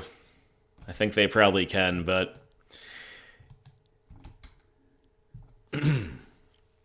we shall see what they do here.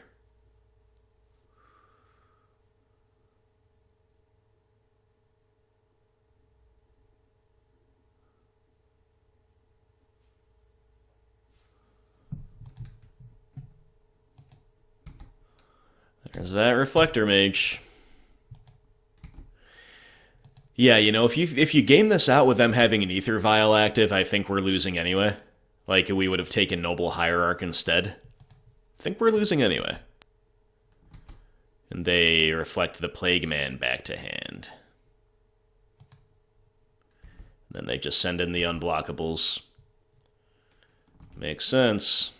We've got nothing. We're at 4. And we just draw lands. Man, oh man. Okay. Well, in all of our losses, we've been against aggressive decks, and we have flooded significantly after taking mulligans. I think these matchups are fine. I think this is a lineup of games where we could definitely be 4-0 right now. Again, the Lurrus, presence of Lurrus's companion is pretty rough. Humans is very beatable, especially these progressions where they mulligan to 6 both times. Like, even though they've had really strong 6s, like, Jund can just beat a human 6 a lot of the time, almost no matter what it is. But the Thalia in Game 1 lined up really well against us. Here, Thalia would have been bad. You know what I mean? We were flooded, we had low curve interaction, and we had Plague Engineer, which would have killed her on the spot. So, opponent drawing the half of their deck that lines up well against the half of our deck, both games. And I'm taking nothing away from them. They played perfectly, as far as I can tell. Even maybe a little cautiously at times, but maybe that's correct, with going Freebooter first, Mirren Crusader second. We made at least one oversight, taking away Ether Vial off of Ziggurat, so off of a Ziggurat hand, so that's my bad. But again, they drew the second land immediately. they drew another Champion of the Parish immediately. And then when we did deal with the Dork and have dealt with the Vial and left them needing to draw another third land, they again did so immediately. So yeah, I think no matter what we did here, we were doomed to lose. So always a pleasure, though, to play against humans. Unfortunately, we do get run over. It's 2-2. Let's go try to cash. We have won the die roll, and this hand is a keep. We've got the Wrenn and Six Ghost Quarter loop available to us, if that's relevant. Opponent will mulligan. How cool would it be if we just Wrenn GQ Tron out of the game here in the final round on game 1 and then win with Cleansing Wildfire post side? I'm envisioning that. How about you? How about you? If it's not Tron, of course, if it's a small creature deck, Fatal Push, Wrenn, Goyf, Cling to Dust is a fine collection of cards. So let us run out Bloodstained Mire. If we need to push or cling, we'll do it off of an Overgrown Tomb to get green for Wrenn. If not, we can fetch Painlessly, maybe, and get the Wrenn online all the same. Okay, it's Inspiring Vantage Pass. Okay. Probably just Burn that took a mulligan to a non-turn 1 creature hand. But you do never know. Alright, so I think Stomping Ground is better than Overgrown Tomb overall in our deck, but we do have 2 black, like alongside Blood Crypt. But maybe not. We could draw Lily. We do have 2 black spells in hand, so yeah, let's get the Tomb. Alright. I don't think I want to shock in for Wrenn and Six. I don't think I want to play Tarmogoyf without it being able to be protected. So if this is not Burn, we're going to get punished. But I think I'm just supposed to hold up Fatal Push and Cling to Dust here. Assuming it's Burn.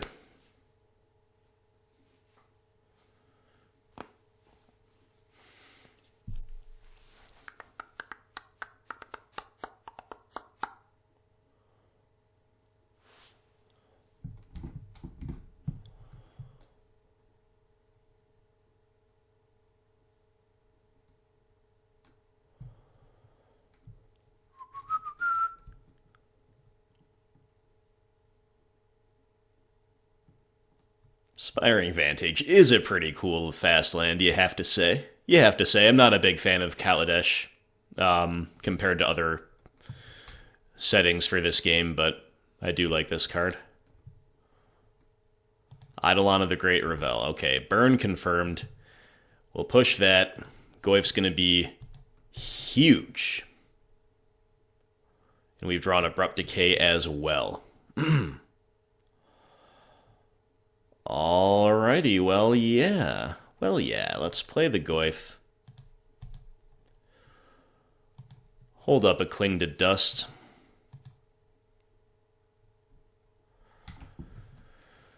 Which, like, gaining 3 off of eating the Eidolon with it is not that great, because it's just going to shrink the Goyf by a lot. And also make it boltable, because the only things in Graveyard would be instant and land.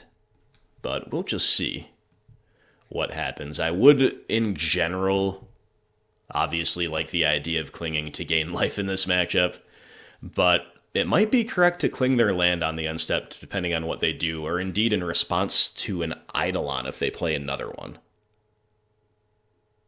That would be really interesting. Alright, they're going to go Swifty, sure.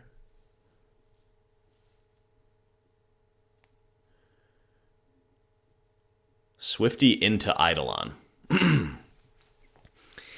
Yes, I think we definitely should cling in response.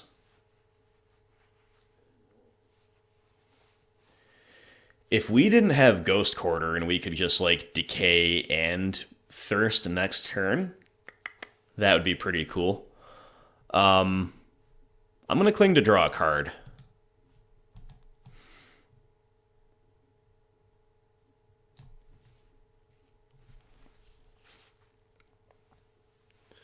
But you could definitely make an argument either way, because, like, we're going to kill the other Eidolon next turn, so, like, gaining the life off of Kling and then killing the other Eidolon to put the Goyf back to a nice fat 4-5 is definitely alive as well.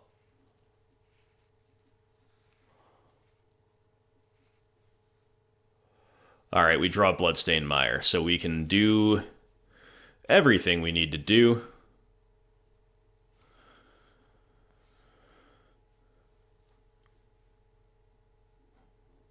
Do we want to get any kind of Wrenn and Six thing going? I kind of doubt it. So, as much as we need a second red, that doesn't really help us cast Decay and Thirst this turn. So, as strange as it is, I think we should use our only red source to cast Bloodchief's Thirst. Plan to get a swamp with Bloodstained Mire and then still not have a second red, but that is what it is.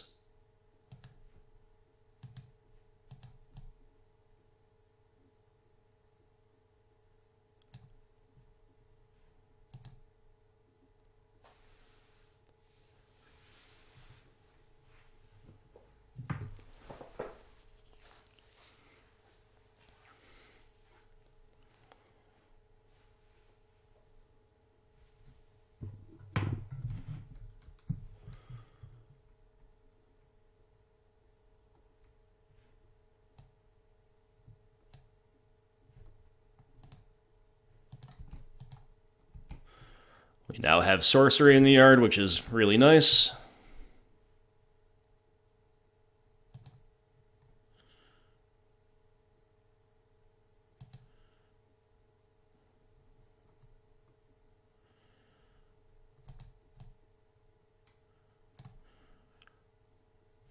Just going to fetch now. It does kind of give the game away, but just in case it matters, you never know what, like these days, what tech Burn exactly is packing, so playing around Spectacle. We just fetch on our turn. Maybe it's a play that spooks them a little bit, but really I guess it should just indicate removal.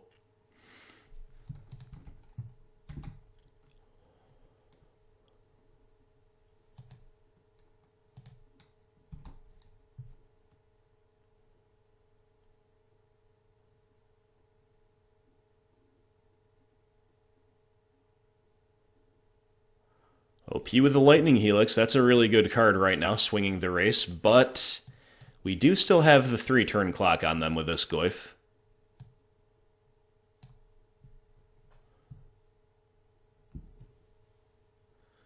And that's even before they have to tap the Sunbaked Canyon, potentially. I have to say, it is a pleasure to play against all of these decks and not against like an Uro pile. So we've got 5 fun matchups. However, we're not really rewarded for using like a main deck slot for Ghost Quarter, using sideboard slots for stuff like Collector Ouphe and Gaia's Blessing.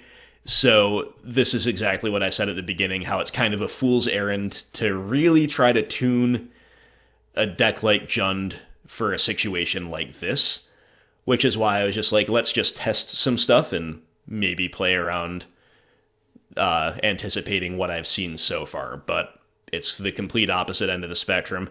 So if this was the meta, our deck would look pretty different, right? We would have a lot more slots dedicated to the types of cards that you'll see us bring in post-side for this matchup. But we do still have enough to do. We are still somewhat main deck hedged against it by like only playing 2 Thoughtseize, not playing any Dark Confidant, stuff like that. But yeah, we could definitely be doing way more against the aggressive low curve creature side of Modern if we wanted to. We can make Jund nearly unbeatable in those matchups. That's less true for Burn than it is for some of the other ones we faced, but still, we can obviously... There's like no such thing as having too many cards for Burn. You don't really reach diminishing returns with a sideboard packed full of Burn spells when you run into a Burn matchup. Anyway, maybe we're against another double queuing opponent, sorry for the wait here, but this is a pretty quick league overall, and it'd be a little bit quicker if some of the OPs weren't double queuing, and also if I maybe didn't tank over some decisions, but here we are.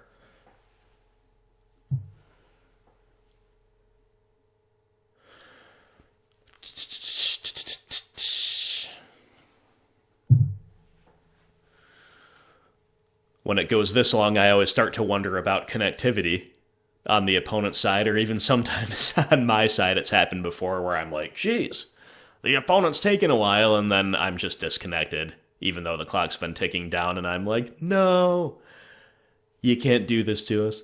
That actually happened, for those who didn't see it, in my most recent 5-0, which was 3 weeks ago now, probably, maybe a little more, I don't know. I don't have any sense of time any longer. Hey, there we go. Opponent's taking actions. On the rock, and while sideboarding in round 4, I lost connectivity and didn't realize it, and frantically restored my internet and my client just in time to get back in the game. And then, of course, we did go on to close out the league, so that was kind of cool. Anyway, so if we are just planning on clinging to gain life and not really being able to lose from there, that's like one line that's fine, but we're actually shrinking the Goyf a fair amount that way. So I wonder if we actually are supposed to play Wrenn and Six this turn.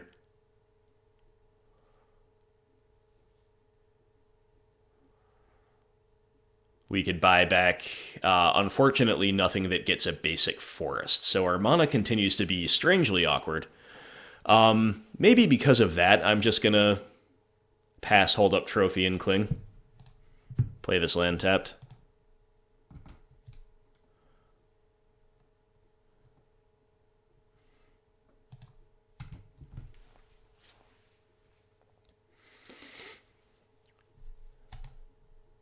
If the opponent has a spell to fire off at the end of the turn, we will hit the Sunbait Canyon with Ghost Quarter. So I'm going to turn off auto yields.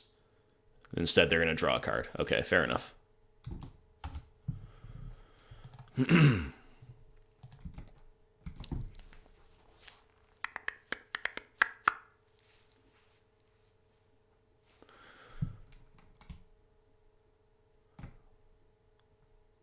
So as things stand, we'd be exiling everything out of our graveyard, which is going to actually not shrink the Goyf at all.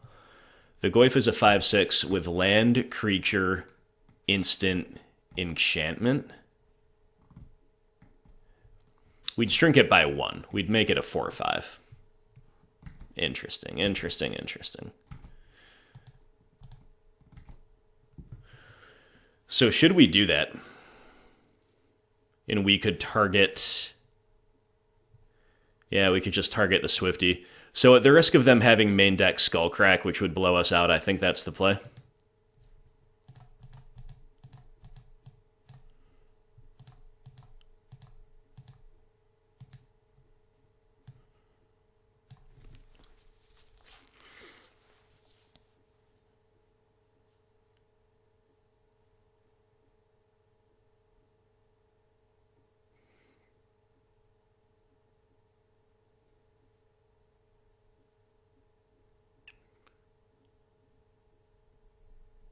Crack Canyon in response, maybe looking for Skullcrack, I'm not certain.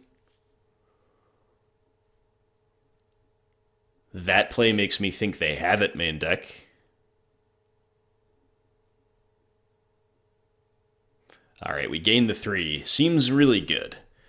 And we draw Nurturing Peatland. Seems really good because Wrenn and Six has been waiting for an excuse to be deployed. Okay.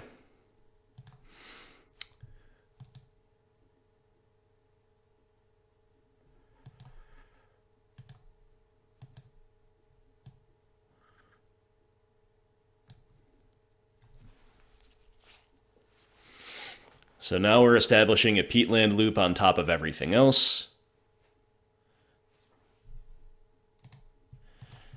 Or we could just ping them with Wrenn to make it a 2-turn clock. Let's attack first. pinging at least this turn is actually probably better. The fact that we've drawn another land off of the peatland means we're flooded and means I do kind of want to go on the value axis, but game 1 against Burn, let's just get him dead.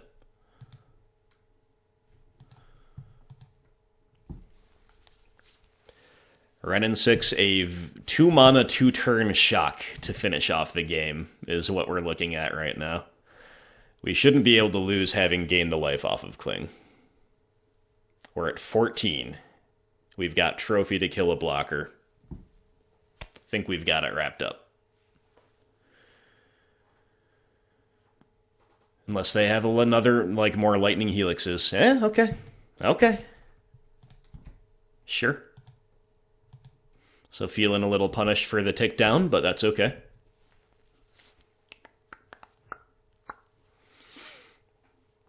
Making them have that is just fine if you ask me.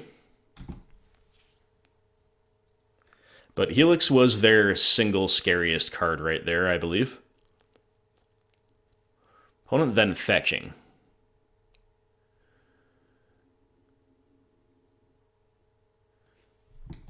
Okay. Pretty happy to see them play a creature of any kind.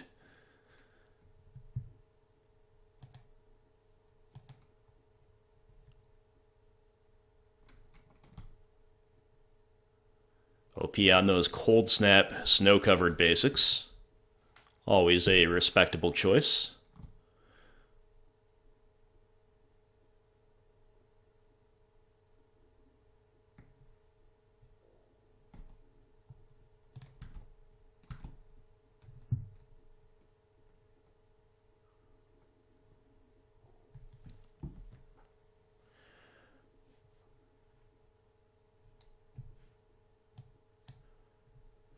Opponent will attack, and they'll attack us.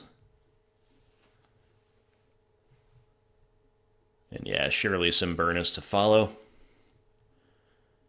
Boros Charm.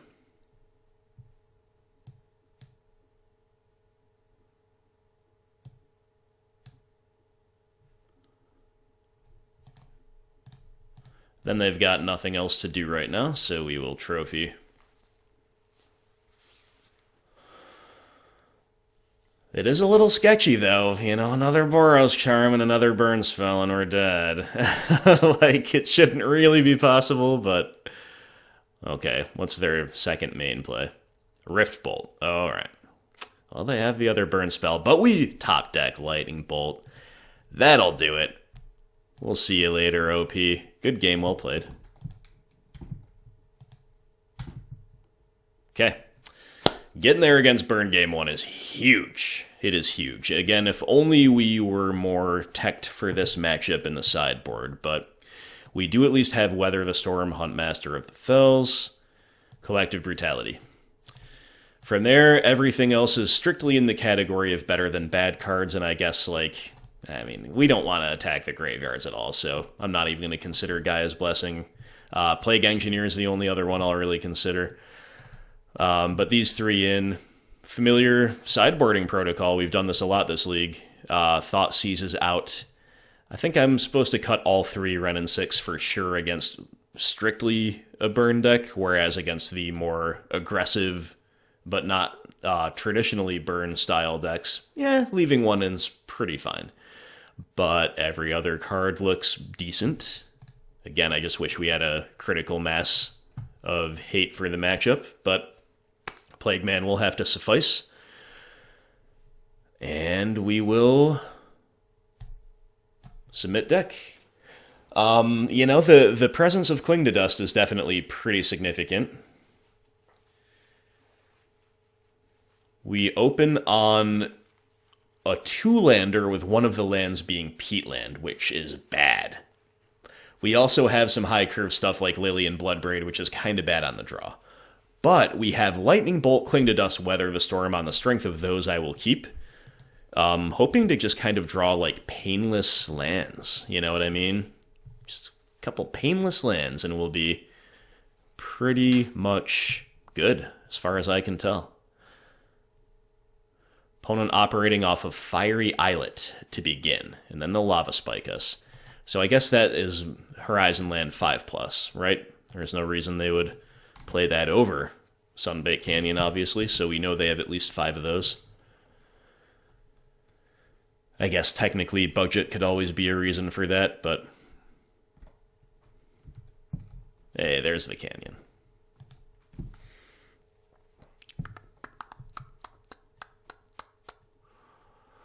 Okay, Eidolon. We'll bolt it, and then we'll untap and hold up Weather the Storm and hope they cast like 3 1-mana burn spells without playing a creature. Bloodstained Mire. Okay, I'm going to run out Peatland here.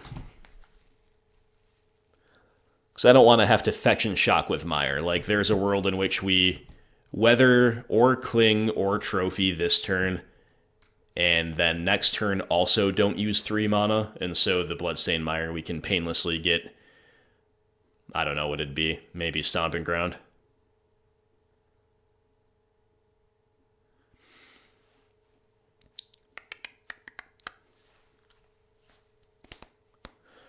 Always super intense against burn, isn't it? Okay, this is a good start. Lava Spike, yes. Go spike, spike, spike, right? They won't. Okay, so should we go for a Weather the Storm to gain 6? I think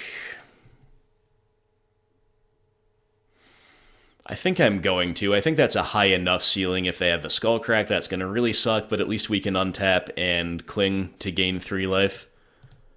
Let's make him have it.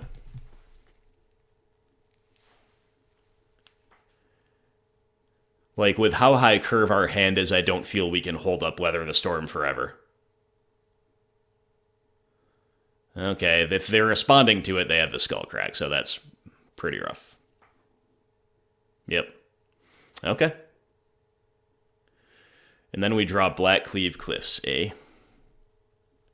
Alright, well, I definitely feel that we have to just gain life right now with Cling.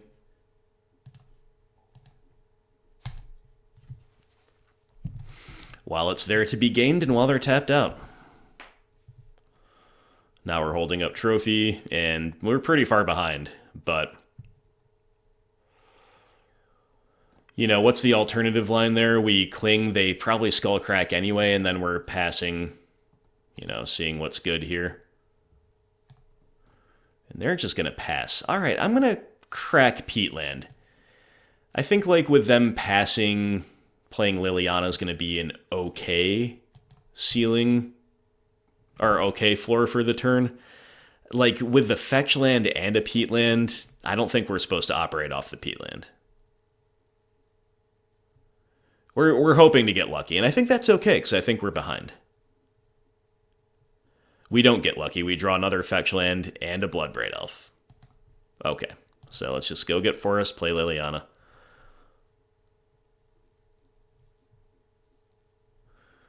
But in the spirit of continuing to try to get lucky, I think we should take up pitching Trophy and just hope that the Bloodbraid Elves are going to be good enough. But yeah, this one... I don't know if we're going to get there with this one. Opponent's responding to our fetch with a Boros Charm. You got it.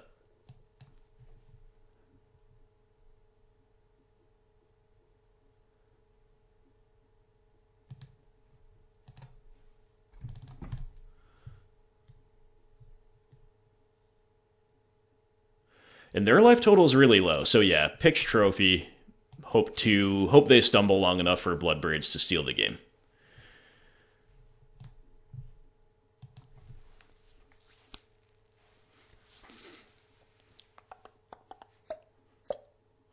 Path to Exile was rotting in hand. Okay, that does punish us a little bit for all of this. I was thinking, like, almost no matter what, even getting a land out of their hand's pretty good. You know, again, if they stumble, then sure, them having no path is fine, but they also had Lightning Bolt as their last card. Oh, yeah, it's a really tough progression for us to beat.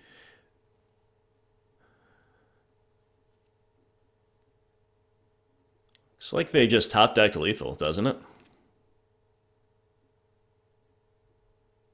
They sure did. My goodness, that was rough. Okay, then. They got us. But on the play, things get better for us. There's nothing else I'm going to do from the sideboard. Submit deck. All right, it all comes down to this. Can we cash against Burn, or will we get burned out and go to a 2-3 finish? Either way, it's been some fun gameplay. I hope you guys have had fun. Yeah, at the risk of repeating myself, we did not really come prepared for the lists that we happen to be playing, and we were also mulling just a ton. Just a ton of mulligans. This is a one-lander, and it does have double Inquisition and Lightning Bolt, but I think we're supposed to mull that because the other cards are really far away from being cast. Spyro, Lily, Bloodbraid. We'd have to just rip all lands off the top for this to get us there. Send it back, and another one-lander. Dude. Alright, this one has Cling to Dust and Bloodchief's Thirst. What are we supposed to do? I'm going to keep this one. I'm going to bottom Bloodbraid Elf. And we've just got to get lucky. We just got to get lucky. The presence of Cling, though, it's like life gain and or a cantrip. So either way, it can help us in this matchup, in this situation. But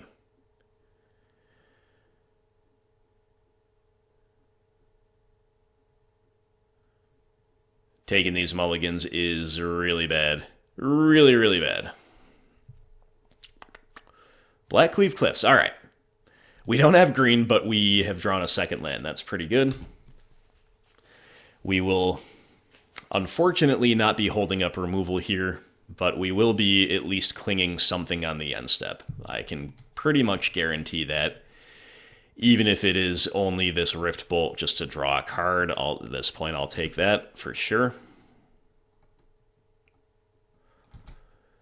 But yeah, Bloodchief's Thirst has been okay. Specifically against like Burn, it's definitely a downgrade from Push and from Bolt.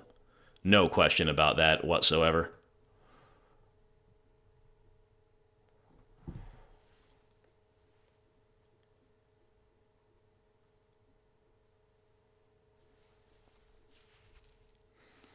All right. Starting to wonder if opponent had the second land, but they do. They'll Lava Spike us, sure.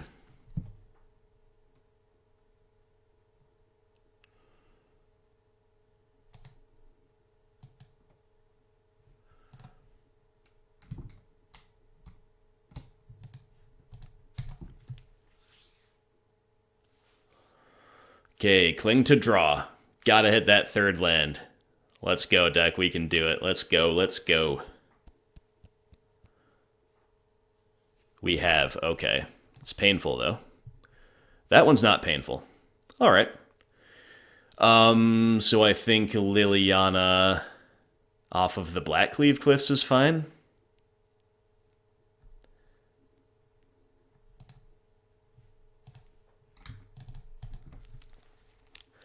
Tick up pitching either Bloodchief's Thirst or Trophy. I'm not certain. I think it should actually be Trophy just because with Spyro we'll have a blocker next turn. And also we can potentially double spell. Big time judgment call though, but I also don't want to give them a land, you know? Giving them a land makes Liliana worse because they can dump out their hand more efficiently, so. Okay. We get a land out of their hand with Lily.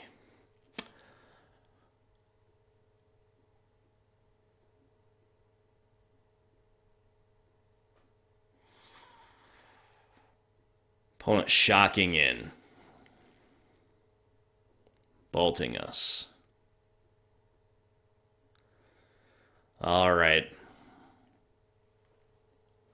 Pretty scary position to be in right here for us. There's no doubt about that.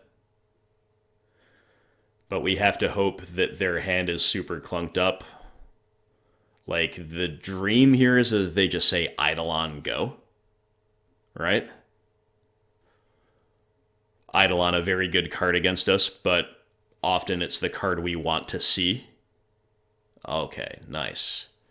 Nice, nice, nice. So we draw Inquisition. What does that mean? What do we want to do?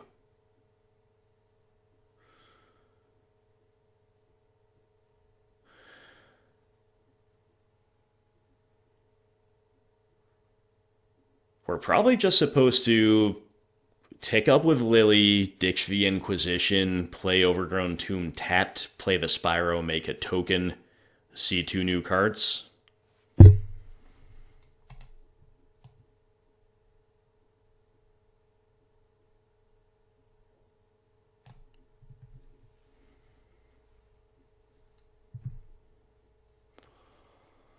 Try to draw some of our sideboard action, some life gain. We really need to draw some life gain off of the Spyro.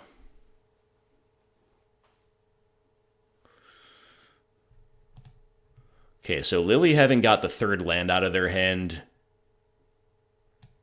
definitely mattered because they didn't have a 4th one to play. And now she's going to get action out of their hand.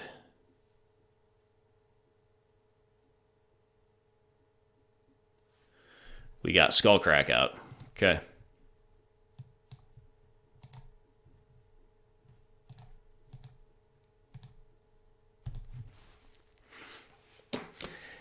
Now we've got Spyro, but the problem is if they just have a couple burn spells in hand, we're still going to really struggle to win the race. They're all the way up at 17.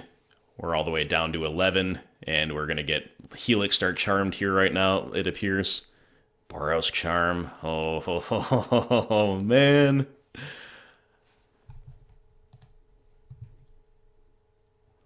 We have Bloodbraid Elf Lightning Bolts. Those are some good finds. We are at the opponent's mercy, though. They're going to suspend a Rift Bolt. If they drew 2 1-mana spells, oh my god, they did, really? That's so punishing. So we're at 1. Virtually. Well, let's play a Bloodbraid Elf. Bloodbraid into Tarmogoyf. Sure. Okay. Not going to activate Liliana, and we're just going to go swing all out mode.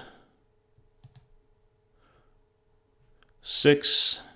They'll be at 11. Next turn, we're attacking for lethal in combination with Ravine, Bolt, however we want to get there. All right, one time, opponent.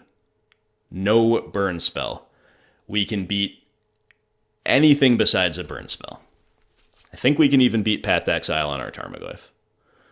Please one time, no burn. Please one time, no burn. Please one time, no burn. What's it gonna be? This is about as intense as it gets. This has been an epic league. Do we get there? Why aren't you doing anything? They'll untap. If this opponent is slow rolling us, I swear. All right. Guess take up with Liliana, right? Pitch this Cliffs.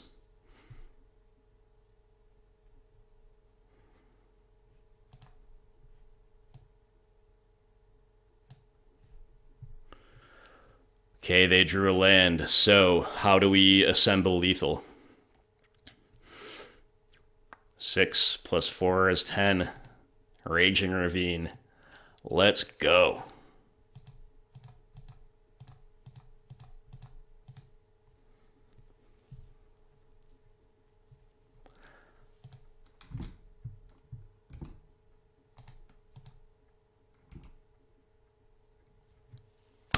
Wow.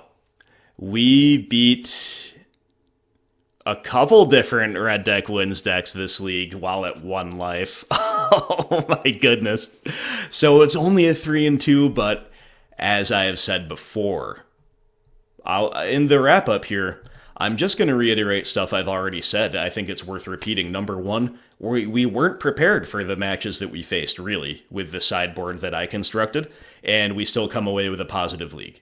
Number two, it was really fun to play all of those awesome, like, red-based or black-based, or both, aggressive decks, or in the case of humans, 5 colors decks. This is like how Modern should be. We don't really need big mana and Uro going over the top of everything. That's something that like people have come to accept as just part and parcel of the format. But is it really what we need? Imagine a world without that, where leagues look more like this as the norm, with other things, of course, involved, like combo and so forth. You understand the point, right? Anyway, yeah. Feels a little bit bad just because I thought I kind of had assembled a pretty spicy sideboard, and one that's actually really, really reasonable right now. I wanted to call this Zendikar Junding, maybe I still will, but it may be that the fact that we saw Bloodchiefs there so often gives me the wiggle room to do so, but it wasn't really a Cleansing Wildfire league at all, and also some of the other cards that have come back into the fold, like Ouphe, or have entered the fold for the first time in my case with Gaia's Blessing, these are reactions to Zendikar Rising decks that we also didn't see. So we would have been better off with like a sideboard from a month ago, where Prowess being the deck to beat, and we've just got more copies of effects like Brutality, Weather the Storm, maybe more low curve removal, things like that, maybe even Scavenging Ooze in our main deck. We didn't have those things, but you know what? We did still squeak over the line in some wicked intense games, so I had a lot of fun. Really hope you had a lot of fun too. Lately, all of my BGX leagues have been playing out in such wildly different ways, it's unbelievable, and they've all ended 3-2. I'm just on the 3-2 streak. I haven't failed to cash a league since I played the Frogtown League, I think was the last time I did not cash. So the consistency is there, but there's a lot of predators for mid-range right now as well, as it being tough, as I've said repeatedly here, to nail down an optimal sideboard in a very, very changed meta. So I'll take the 3-2s for now. Hopefully, over time, the meta will clarify, we can solidify exactly what we need to be doing, and we'll take it from there. So, great league. My only regret was, again, not being able to show off Gaia's Blessing, Collector Ouphe, Cleansing Wildfire. Cards like that. But some of the old reliables really did get us there. So, Teddy, let this be a lesson, I guess, confirming what I said at the beginning. I know you wanted me to talk about the meta, but number one, I'll be doing that very thoroughly in a video to come soon, so stay tuned for that. I might even update Jund to reflect the meta trends that I'm going to be observing, so maybe that will help fulfill your request in part as well that you had for this league here. And then also, like I said, it's really tough.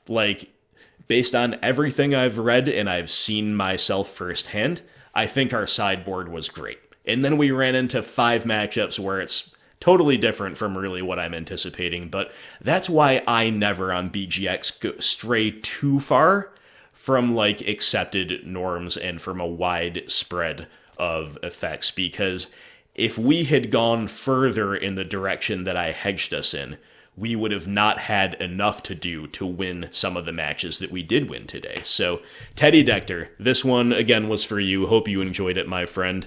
We'll figure out the meta more as we go. Let me go back over to my Patreon notifications to give a second shout-out to our new and newly upgraded patrons that I shouted out at the beginning. Alexis Torres, a brand new Inquisitor, thank you very much, my friend. Ben Rez, going from Inquisitor up to Confidant, thank you so much, my friend. And Guy Catlin, also known as Guy Catelin, becoming of the Veil You Do. Really, genuinely love to see that. So, my friends, I appreciate your viewership. I appreciate your support even more.